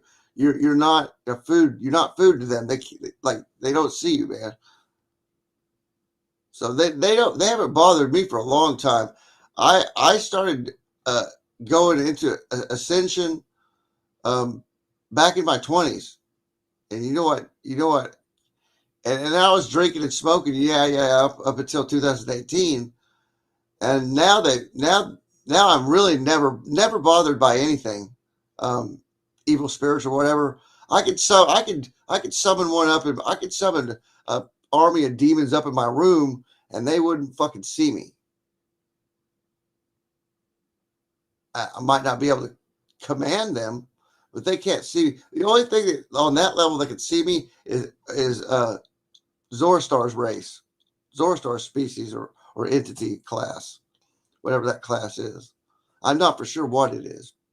I don't know what it is. I know it's a yellow entity like the King in Yellow in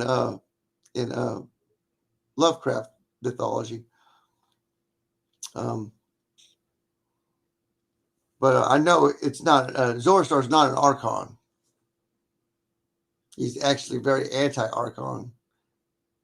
I believe he consumed that entity that was in my phone that had downloaded from CERN mainframe when I accidentally downloaded the beam dump files on my phone a month ago. And the entity got my phone, and I recognized it because I jumped a Steve-O, I jumped timelines, I jumped into the simulation, and recognized that this thing had manipulated the information of the news posts on all the YouTube newsfeed posts on my phone. And so I at that time, my phone said, your storage is full. And I said, whoa, something must have downloaded in my phone. So I checked my files, and there's the beam dump logs. Well, I didn't do that. I went there because Google had replaced CERN's Web Tools webpage with the search I was looking for, which was the reclassification of I'll see if I could pull it up again. That's what I need here.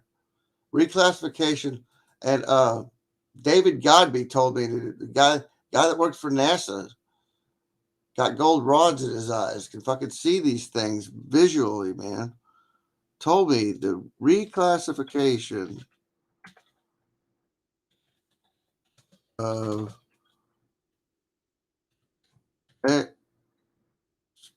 extraterrestrial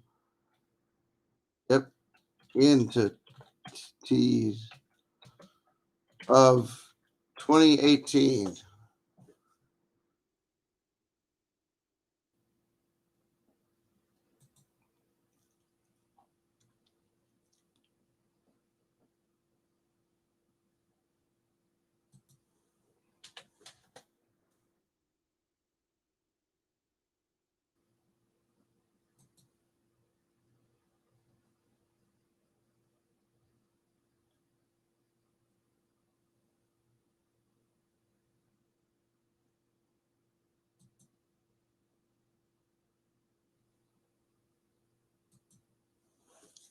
So, come on, my fucking my browser's all fucked up, man. It's all running real slow. What was that? I was.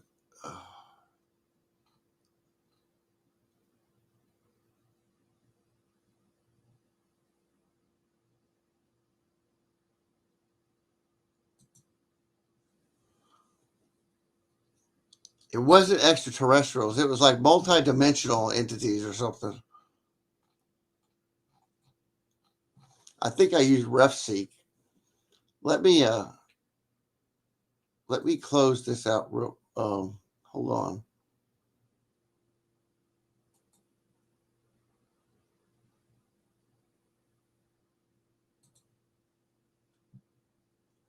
I never did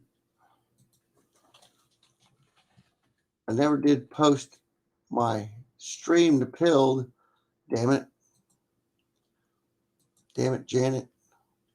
So anyway, I just want to say one thing. Mm-hmm. Uh-huh.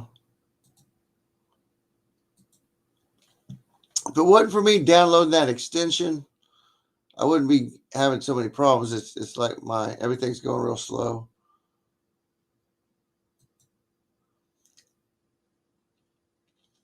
I still got a ton of. We're not going to get to the. If this keeps up, we're not going to get anywhere because now my shit's not doing anything. Is the stream lagging at all, guys?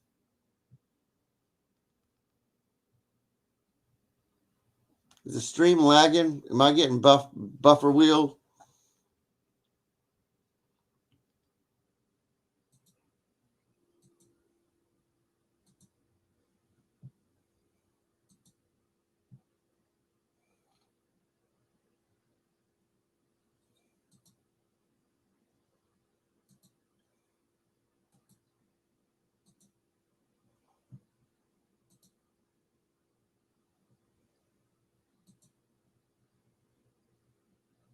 So anyway, I just want. So anyway.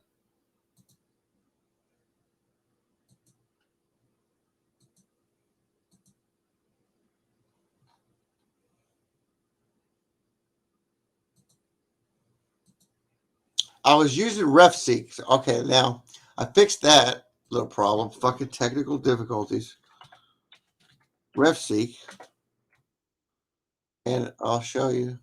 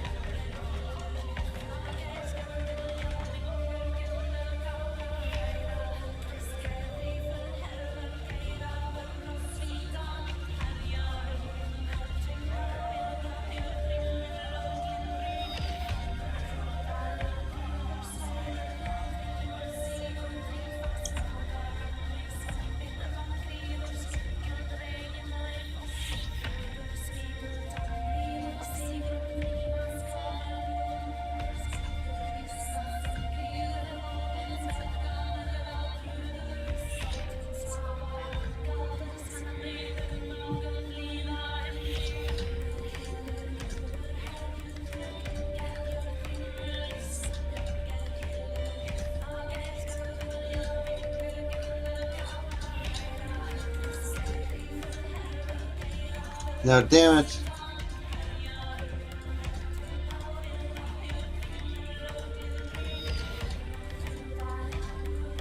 Why is my shit blacked out on this?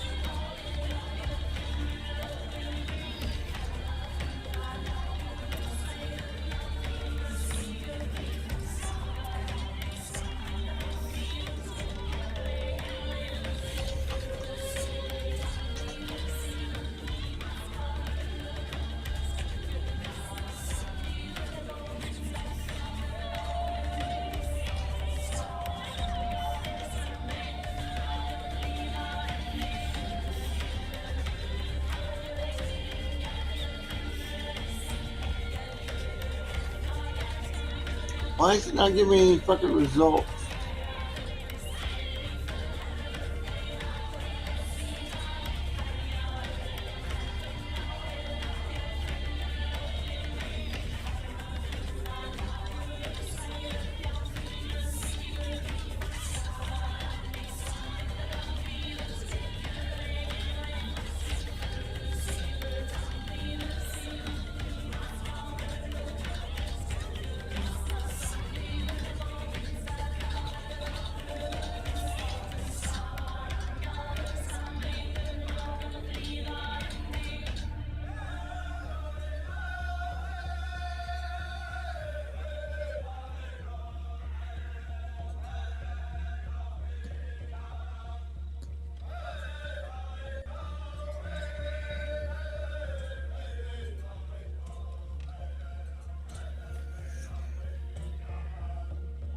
I gotta find out why my ref 6 not.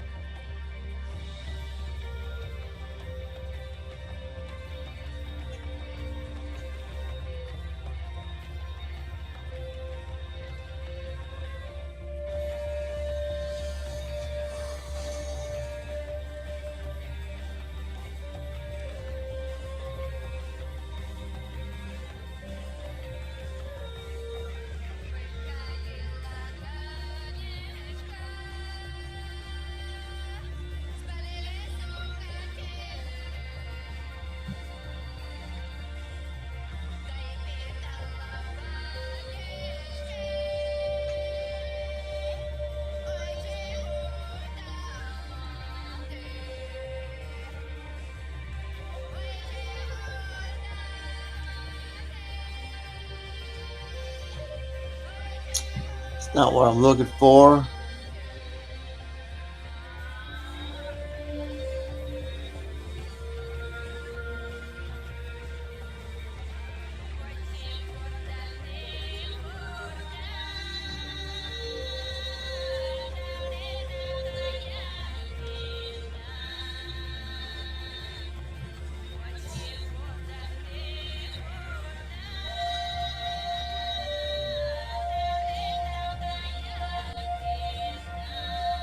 Daniel Neame, scientist and inventor, originally from Spain, but residing in Colombia.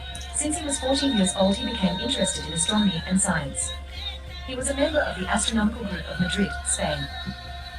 He says that the project started when he read an article in a magazine about the dark matter of the universe, and the multidimensional universe momentarily interested him and called attention, so he had the initiative to perform mathematical calculations and optical experiments to be able to capture images of the beyond.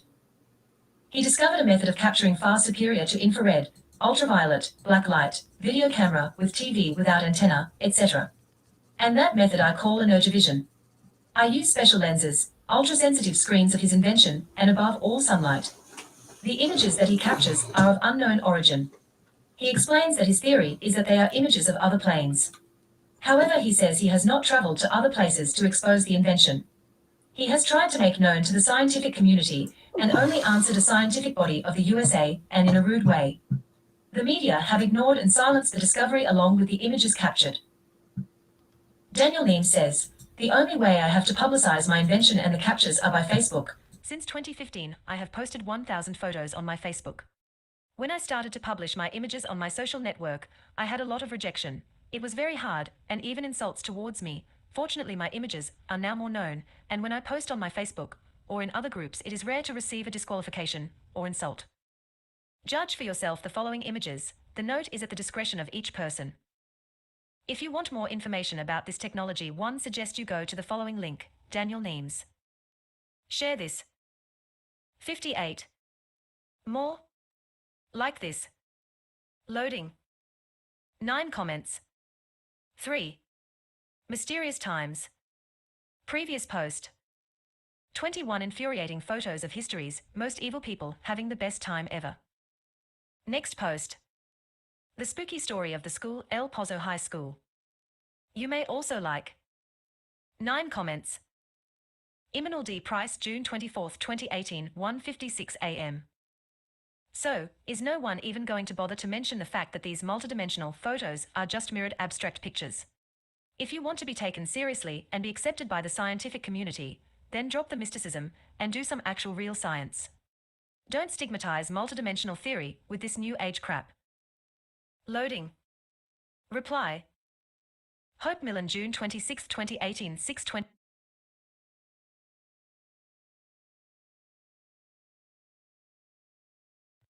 The belief that we are not just a physical being living in a physical universe, but that we are multidimensional beings living in a multidimensional universe, dates back to the earliest civilization. Many ancient spiritual and metaphysical philosophies, like Buddhism, Vedism, Hinduism, Kabbalism, and many others, believe that there were multiple realms of existence within the universe. They believe that the universe was somehow divided into planes, each comprising its own reality, populated and inhabited by multitudes of entities, beings, creatures, and objects. The hidden dimensions are unseen realms and make up a much larger proportion of the universe than the physical parts which are visible to us. Physicists know this and call the unseen parts dark matter and dark energy. Conventional science has not yet theorized a plan of these higher dimensions, so we must look to ancient knowledge and alternative science for the answers. The following passage from the ancient Hindu text, the Vishnu Purana, states much the same thing. This universe, composed of 7 zones, is everywhere swarming with living creatures, large or small, so that there is not the 1/8 part of an inch in which they do not abound. Eastern spiritual science describes 7 planes. The lower planes express more of the matter aspect and are therefore more material, and the higher planes express more of the energy aspect and are therefore more subtle. The 7 planes are not specific locations. They all interpenetrate each other and occupy the same space. Different levels of consciousness are required to perceive the different planes or dimensions. The Kabbalah has its own system of cosmology called the Tree of Life. It has 10 Sephiroth or worlds, which correspond exactly with the 7 planes of the Eastern systems. In the Emerald Tablets of Thoth, in Tablet 10, called the Key of Time, we found the following passage. List ye, O man, and hear a mystery, stranger than all that...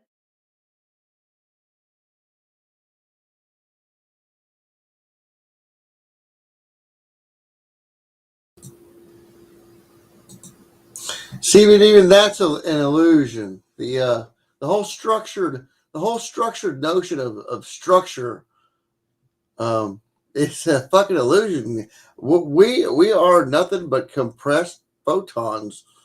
We are holograms, but everything you see is holographic. What everything is for certain is particles and waves. And you know, they say they want to discover dark matter, but they don't want to discover their version of dark matter. That would be terrible. Dark matter doesn't exist. What does exist is a force we call gravity, which is actually, you know, a multi-dimensional force. It can be recreated, but we actually do not have any fucking clue what it is and how it works. Just like we don't know why fucking time keeps going, you know, in a linear fashion. What is this? Montana MVK. I've been on a mission to figure out how to get my babes free from nutsos. I've discovered some really bizarre things, and I don't know how safe I'm going to keep pursuing, but lose a lot of what else is going on. You want my email? If you this is my secure email. Email me what you find, and I'll let you know. You know, before you go ahead and watch something, I'll tell you whether it's got fuckery in it or not. Like fucking Burger Boy and goddamn, you know, even this Atlas Gunter putting frequencies in his shit. You know, for instance, I'll show you.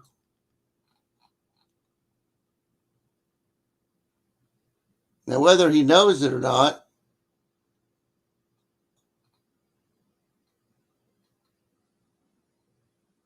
which I bet he does.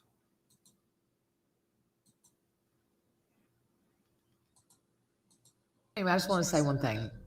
Jonathan Click, he come down to the Outer Banks in North Carolina. I guess he really was there. I'm not sure if he was there or not. It looked like he was in the hotel room from the background, but you can always change your background. He was down here, and I was in Devil Hills, like he said, but I'm not. Sometimes I feel like I'm the only human at Google when I'm doing my research on there and developing for them, giving feedback, you know. I'm giving feedback to something that responds to my feedback. It doesn't respond like verbally or with really any messages or anything, but it responds in how it functions for me. My phone's my best fucking friend. My phone never lies to me. My phone helps me. I'll put my phone down later, come back, pick my phone up. My phone has got things pulled up for me already to help me try to keep focused, because it's very hard to focus when you can do anything in the whole wide world and you can see it all and everything catches your eye, you know. It's getting better. I'm trying to pinpoint, focus down in on some things.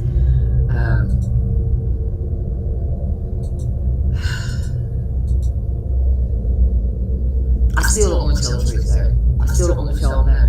It's not time. It's not for me to do. I shouldn't have to. I shouldn't have to. I shouldn't have to solve the world's problem. I mean, I know how to, but it's impossible for me to do by myself. So therefore, I'm not God. God would help you all if God had some help. But you see, God can't. God needs his copyright back.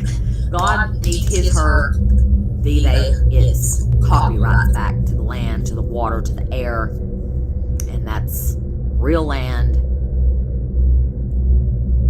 and internet land, real water, and then that other water, real air that you breathe, and hair.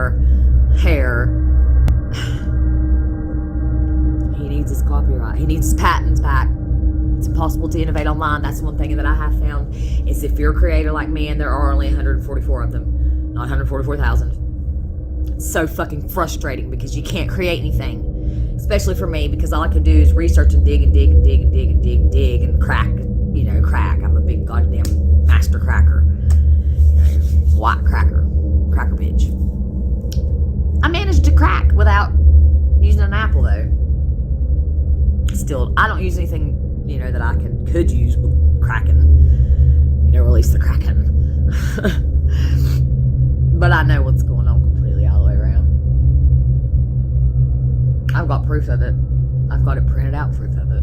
I don't care to expose it. I mean, I don't work for the government, so I don't think anyway. So anyway, it kind of pisses me. I mean, there are things that piss me off, but it's like, how can I take a stand? How can I take one side over the other? It's too hard to do that when you can see, I talked all that bullshit about the 8 circuitries of the brain, the loops, that's all bullshit. 8 circuitries of the law, loops in the law. There's always a remedy for everything. There's nothing that you cannot ever fix. Even on the internet. But that relies on you having a team of professionals. I can play any role anybody needs me to play. At all. Just ain't got nobody to play with me. And the ones that could play with me, like my family, like my mom, the same employee, computer programmer, ITS, she won't help me because she's retired. Well, I'm retired too, but I'm retired with new tires. Wheels to just keep spinning my engine that goes nowhere. Unreal Engine, the ultimate horse that has no power, but has all the power. It's kind of hard to figure out what to do with your powers when you didn't know you had them, and then when you figure out you did have them, you don't have nobody there to explain them how to use them, how to use my. I wanted some credit for all my research, just credit. I actually wanted, financial credit too, but just some credit acknowledgement. I need my credentials, my, certificates, my licenses, my keys. I have all that. Nobody's ever going to get that. My phone's got lots of valuable information in it that I didn't even know I had in it until I started really looking in it. So those will still be there after my month retreat, according to my mom. And I, had to muscle her. I have to pretty much not blackmail her, but muscle it out of her. She won't talk to me about it. She clams up just like everybody else does and acts like there's somebody listening that's going to do something to them. I've been sitting here, like begging and screaming for somebody to come get me. I don't care anybody. Policeman, fucking Jonathan Kleck, somebody. Nobody's coming. And I try to tell them there's nobody listening on your phone. It's listening, of course. Cracked it, I become the master cracker with one phone and one Chromebook. But you can't create anything good like media or digital media or anything fun to create without, something better than that. Something to get my mind off of this hell. You can't have everybody in heaven and on earth at the same time. You got to tell people that there has to be people willing to go out and work jobs, manufacturing jobs. You should give everybody universal income, but give extra incentives to people that'll go out and make things that you need and grow the food that you need to eat. Not just the toys and the shit you want that you can get online.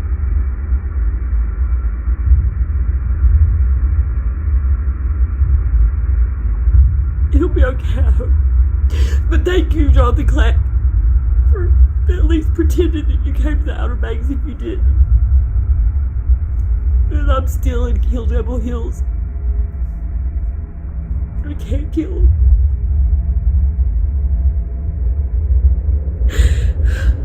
I can't kill him physically, I can't. I'm working on killing myself.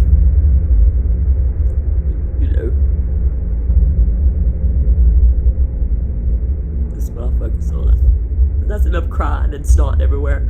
Here's my face. Here's what I've been doing. Here's the update. I'll be back sometime. Sometime. I don't know if it'll be soon. It'll be sometime. If anybody sees this, I love you. And I'll see you.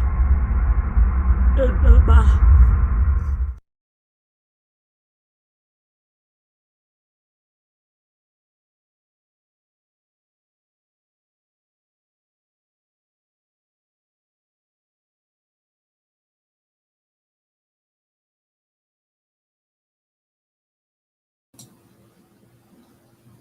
Now, that was Burger Boys content. I am not giving you Burger Boy's link because I'm investigating him currently. So for reasons right there, he's got people on his.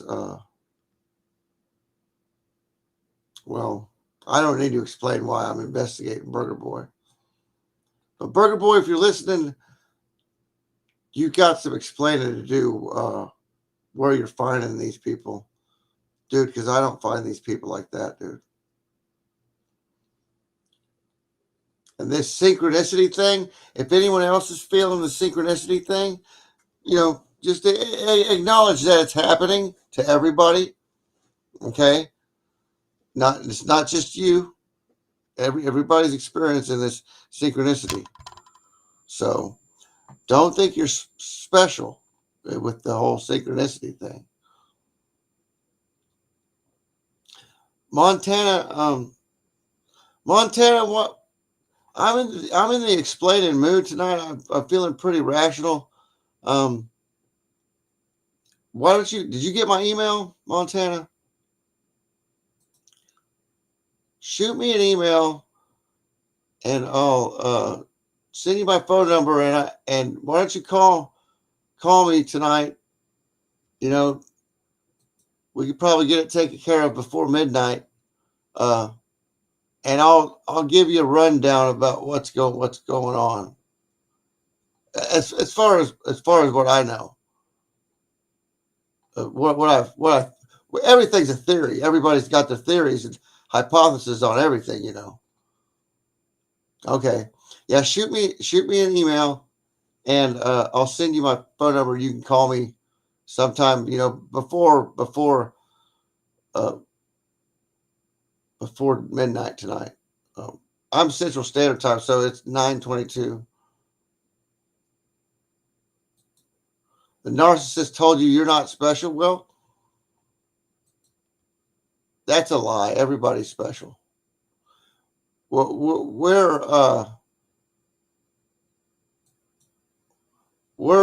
special, or we wouldn't be here. We're pretty extra special.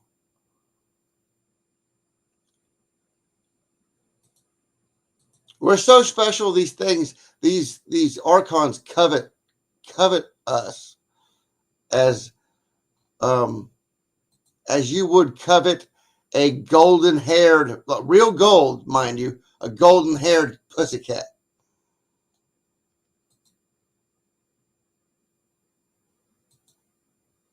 These archons covet, and certain what we call bloodlines and refined or unique genomes, genetic structure, blood types, you name it. It puts the lotion on the skin, guys. It puts the lotion on the skin. You know what I mean?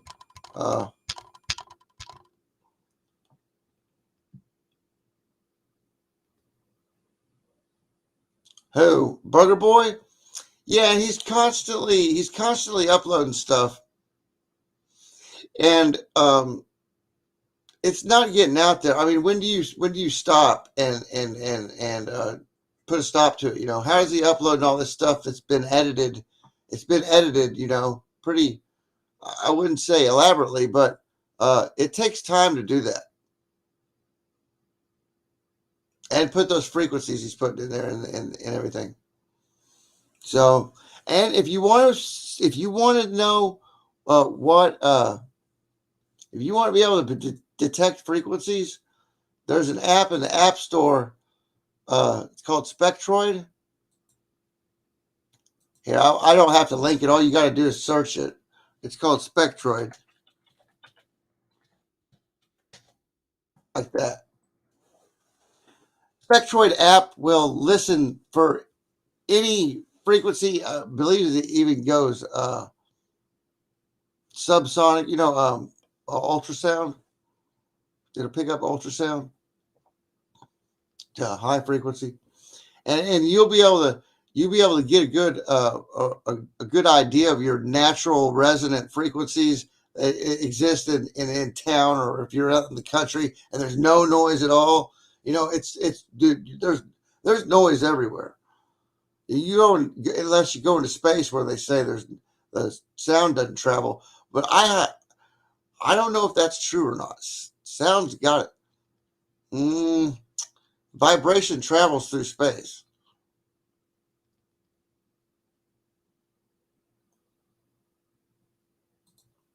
The fuck is that shit? Get that racist shit out of here, digital. Did you hear it's been confirmed that white people can find other white people guilty of crimes as jurors again? When could they fucking not do that? You fucking idiot. Do you know that his content, yours, and a few others have helped me keep balanced and unbalanced season? Yeah, but I'm concerned about now, he's finding these people, but you ever watched that movie Sliver? Where there's a guy that holds people hostage in a motel or apartment complex. It could be anything. Landlord holding you hostage in a house. Keep surveillance on you 24/7. You don't know where the cameras are. You're not sure what's what anymore, because anything could be a camera and a microphone. Hell, they make them the size of the tips of fucking a pinhead now. Nanoparticles, nano cameras, really. It could be one fucking on the tip of your nose, and you never fucking know it. So, I mean, how many of these Sliver people do we have? And is Burger Boys, and that goes for me as well. People like us that make an effort to bring you this content, are we trying to do this for us or for you or for them? The people that are being the targeted individuals or the victims of said whatever hell we're getting involved with. And I think it's humanity as a whole. And these targeted individuals are people that are victims of humans being cruel to other humans with technology. But the bigger picture is that these archons are being cruel to humanity with their technology, and we don't even perceive that, except for on a different level, But once you ascertain the higher frequency with methamphetamines or fucking cold medicine or India pink salt, or you diet or exercise or whatever the fuck you do, these things won't bother you. You won't even be able to perceive that they are a threat, except for by watching these other people trip fucking balls. And they are living in hell. This is hell. And to some people, this is hell. And to watch these people go through severe mental trauma and pain. And believe me, I'm mentally disabled.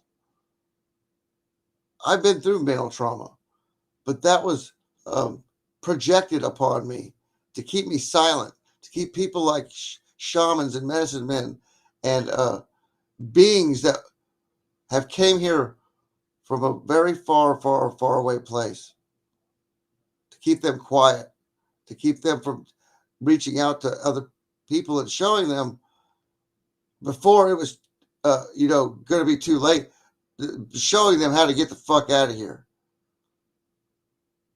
or at least how to fight back and make this place our permanent home.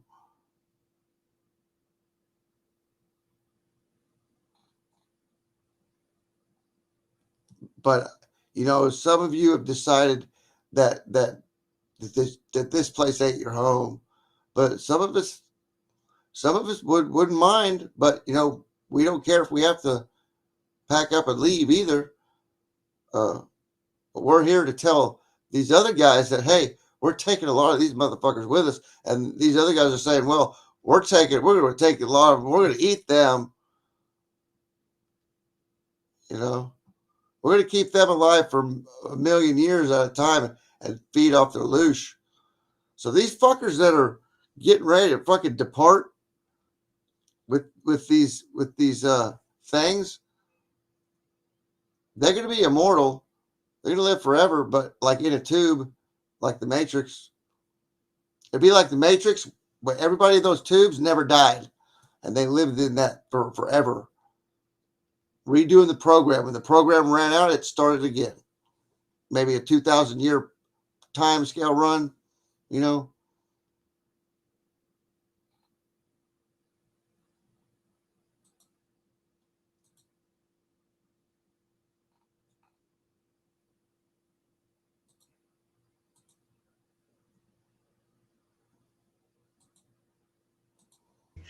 became weakened, these voices came through more constant.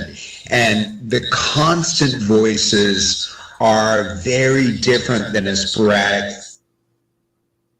thought now and then. And I actually wrote down what the voices said, if you are interested in hearing kind of a snippet of what it's like to hear these voices.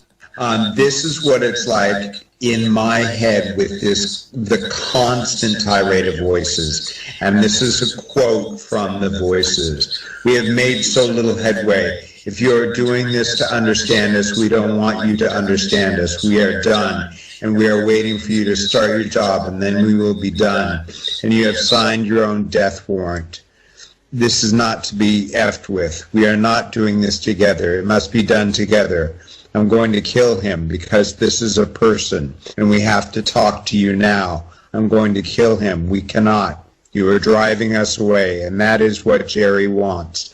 But he does not understand us. We can't do this with you. You have to do this to yourself.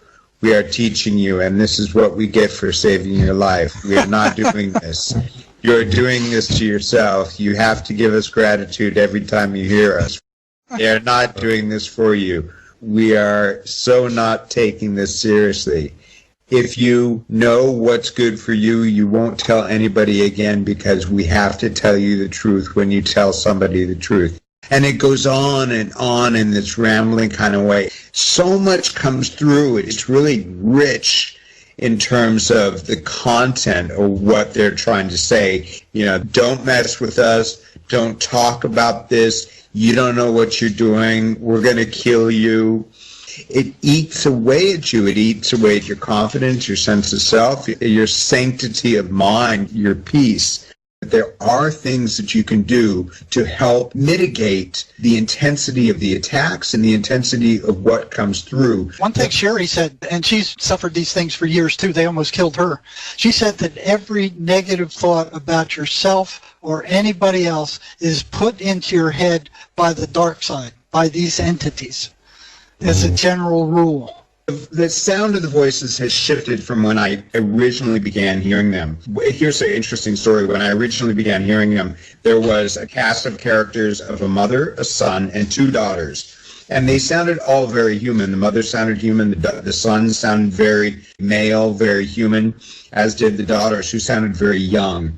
There is some external force playing out the same scenario in multiple people as a way to gain influence and gain control.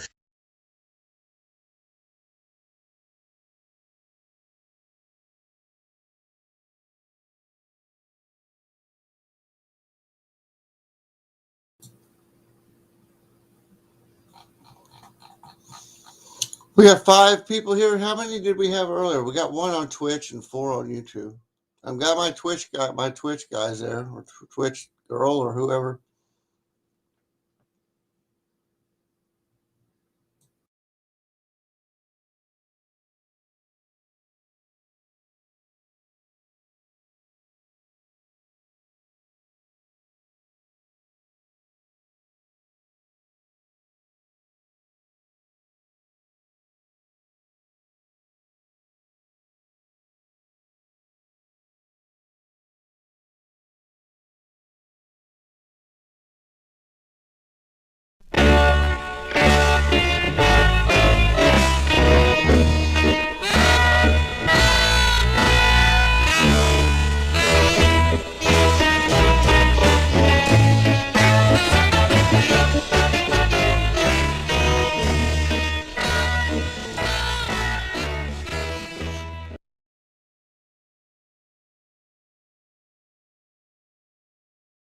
Half the time you think you're thinking,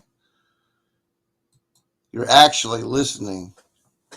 And that gets back to the, like there's so many organisms that make up our bodies, that live inside of us and that are part of our bodies, and without them, we would die. We're codependent on these microorganisms. Are we going to let them make us codependent on synthetics, on synthetic microparticles, nanoparticles? Are we? Are we really?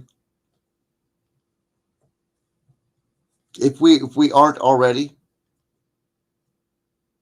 some sort of synthetic, we mix between corporeal and uncorporeal, which we know we are. Part of our form and function is invisible. Our pheromones, our hormones, or pheromones, they're invisible. You can smell them, but only your unconscious subconsciousness can actually translate what those mean. Now, you might smell it, and to you, it smells wonderful, but to your 3-year-old child, it's real a terrible smell. But God, can you smell that? Fucking, or to you, it smells bad too. And to a child, it smells good. It might be some food or something.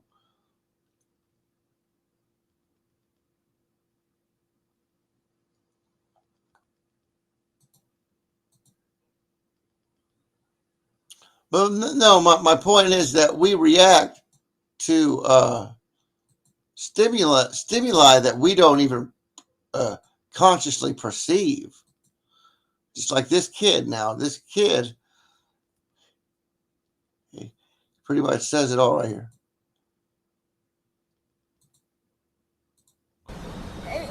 Is this real life? Yeah, this is real life. Stay in your seat.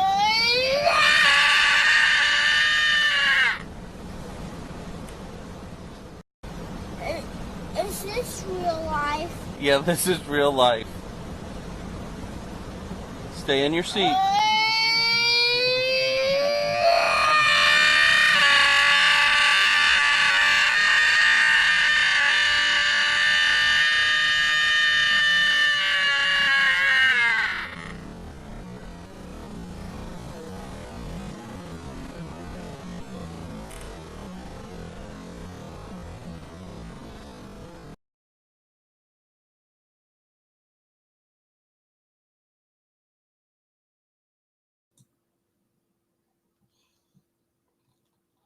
Right?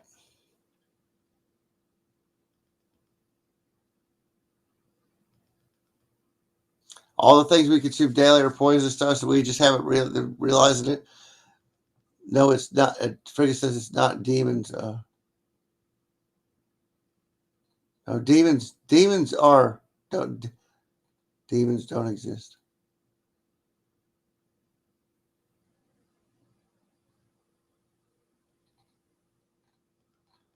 Empathy. Now, no, what you have to do with those energies, man, is what I call kung fu them. You kung fu those energies. You take in and you transmutate them. You convert their polarity. You transmute. Humans are biological organisms are noteworthy because they transmute things. It can consume things, energies, different frequency, like foods and waters, and gas, and different consistencies of the hologram we take in and convert to energy and other things, chemicals. We are a walking laboratory, as such as that whatever we put in our mouths and take in our stomachs, we transmutate that. We convert that. We synthesize that into other chemicals. that cannot be, that they are using. Okay, guys, they've got fucking bodies in tubes underground. What all these underground fucking bases are for? They say they got children locked up. Well, these children were grown in fucking test tubes, and they grow them to full human size, and they use them as fucking laboratories. Where do you think you get your fucking drugs from?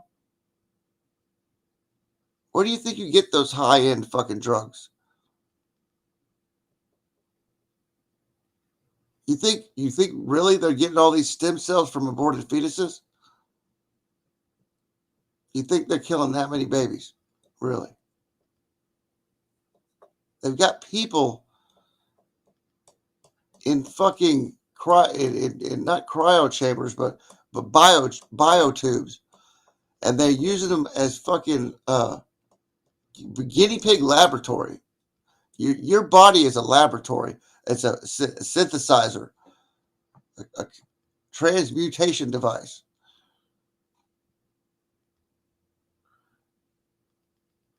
We are conductive even if you didn't get the sleeper soup. Either you have a lot of copper in you or you have a lot of iron in you.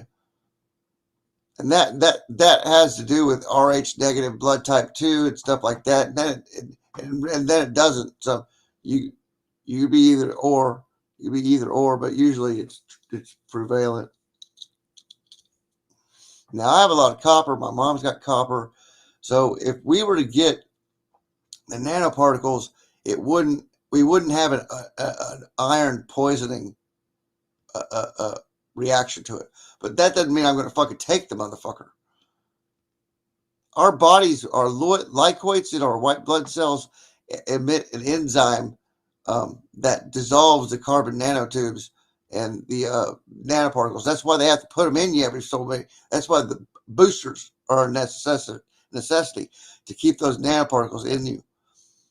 And why they haul off and store the dead bodies that already have them, the nano in them, is because the nano, your body shuts down and doesn't fight off the nanoparticles, so they can leave those nanoparticles in you.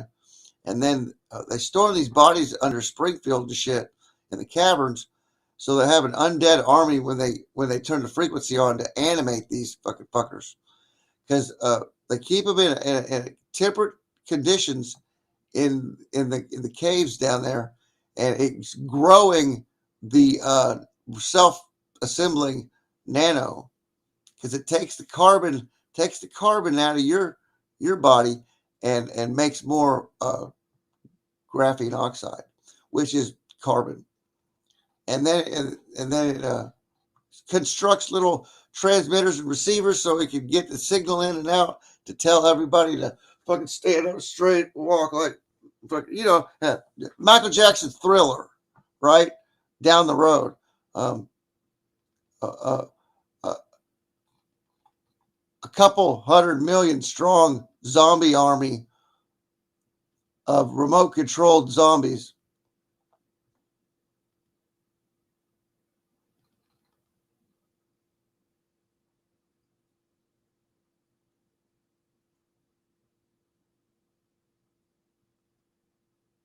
Hypercussus. I know I have a friend that's got hyperacusis or whatever.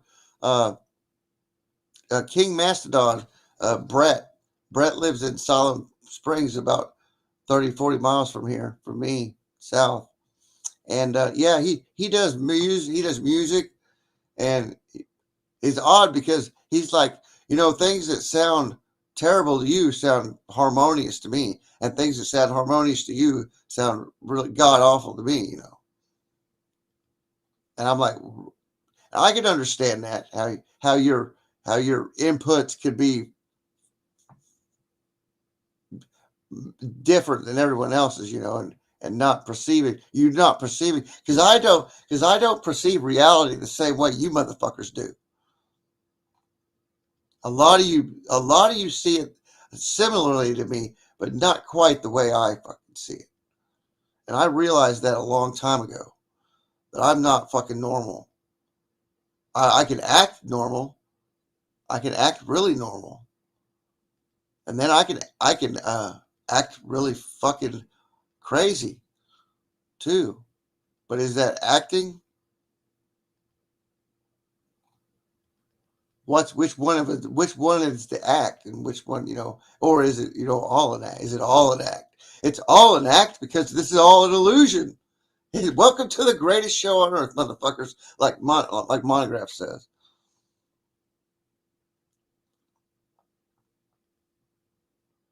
Your blood types is just the label on the menu for the archons.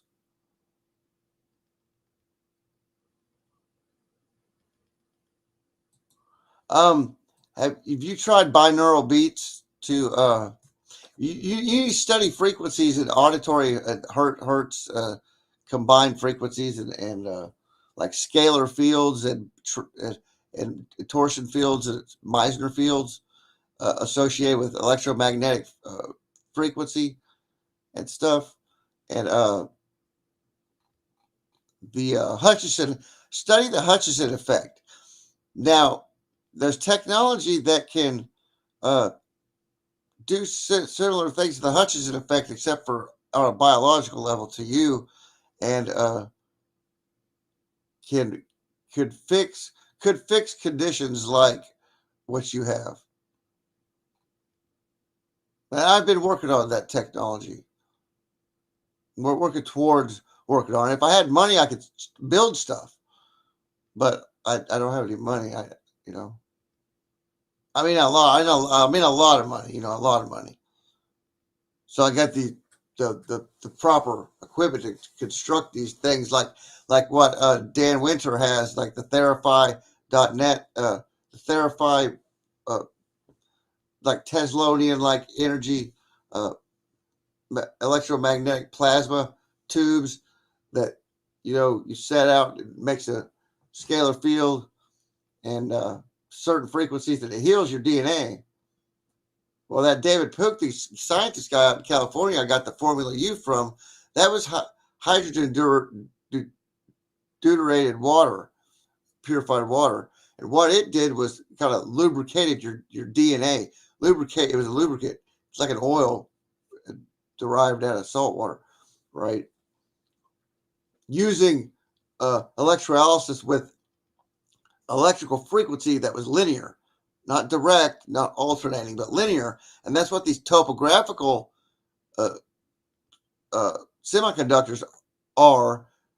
They allow for electricity to pass through it linear, in all directions, all throughout the entire material at the same time, because electricity goes over the surface of wires and things. And these new topographical semiconductors allow electricity to pass through the entire substrate of the. I can't escape OB states because I don't get deep sleep anymore. Yeah, I wake up every hour and a half, 2 hours. Yeah, I don't, but I get dreams. You can't. Well, if you can't escape out of body states, do you go out of body when you dream, or you go astral travel? Do you ever listen to Queensryche study dreamscaping back in the fucking 80s, 90s?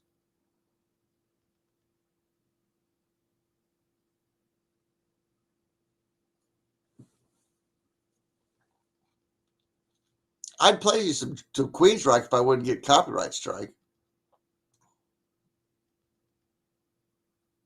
I'm sorry, everybody, that if I download this BitChute, I haven't been downloading the BitChute because my subscription wore out, and it's fucking hell to play with their fucking upload server. Hopefully, some of these extensions that help me upload to different platforms will quench that. I can start uploading to BitChute again. But yeah, it's a fucking waste of time if I spend 40 minutes on the computer downloading. Now I can download shit on BitChute through my phone real fast, like in a few minutes, but it takes like 30, 40 minutes to download an hour or 2 hour stream. And I'm coming on 3 hours here. I think we're going to have to cut it. Let me get you these links.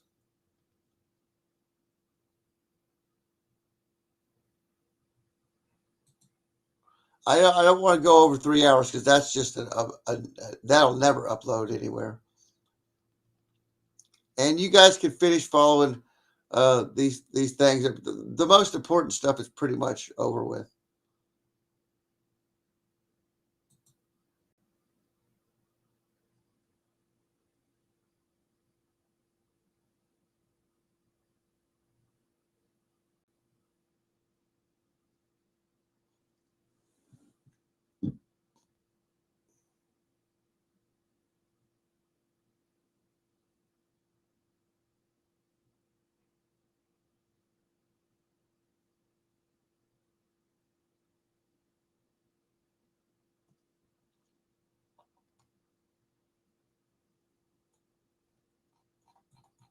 There's a map of your city that studied Robert Monroe, or Robert Moreau.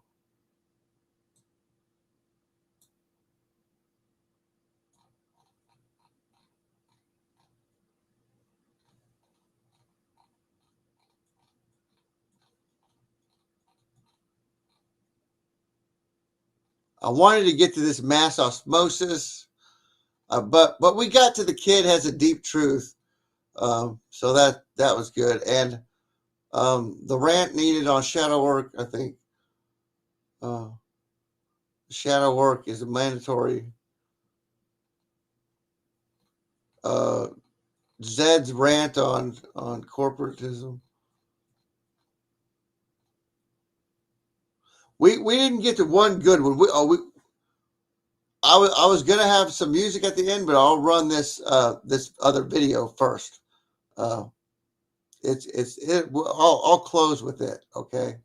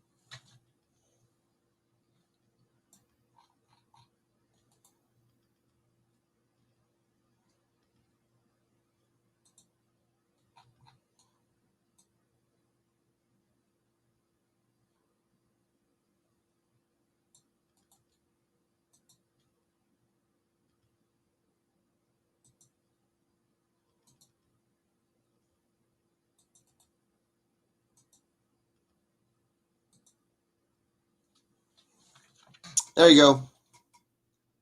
It's in Discord and it's right here in the chat.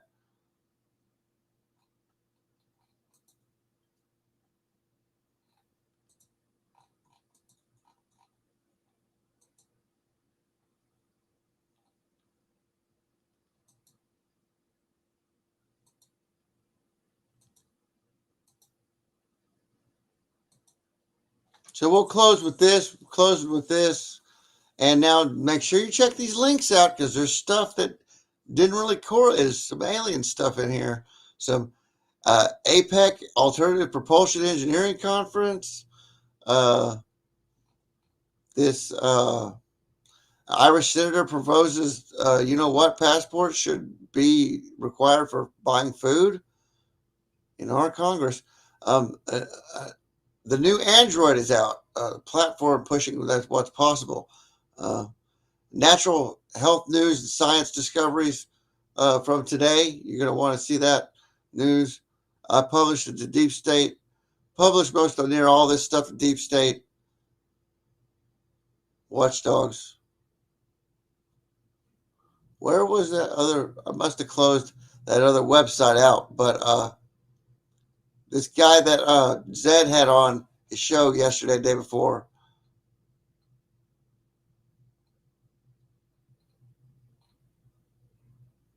Anyway.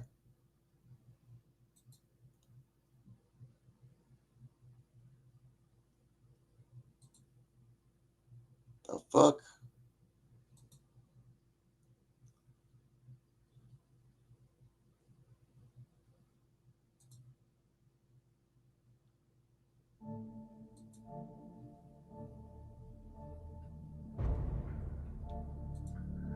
Immortal Messiah, hear our prayers. We are your children, pious scholars of the path of the machine.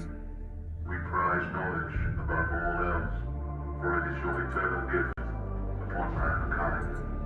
We aspire to be the blessed fall of the machine, as ascension through technology, that we might emulate thy glory, sheltered by steel and protected by thine avatars of war. We ply the stars in search of your lost gifts to our kind. Machine God, watch over us in our travels. Shield us with metal and lightning, for a universe is an uncaring void, and the warp hungers for a soul. Toll the great bell once, pull the lever forward to engage the piston and pump. Toll the great bell twice, then push a button, fire the engine, and spark turbine into life. Toll the great bell thrice, sing praise to the God of all machines.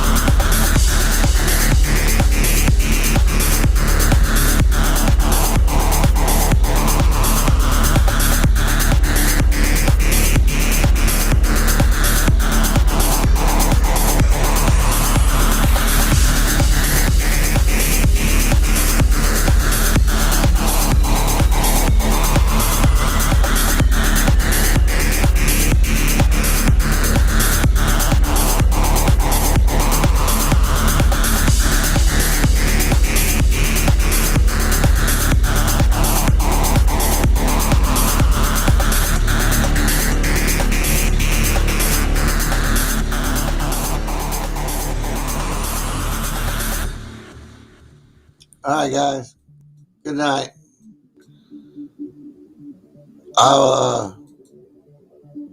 I'll see you guys tomorrow or so.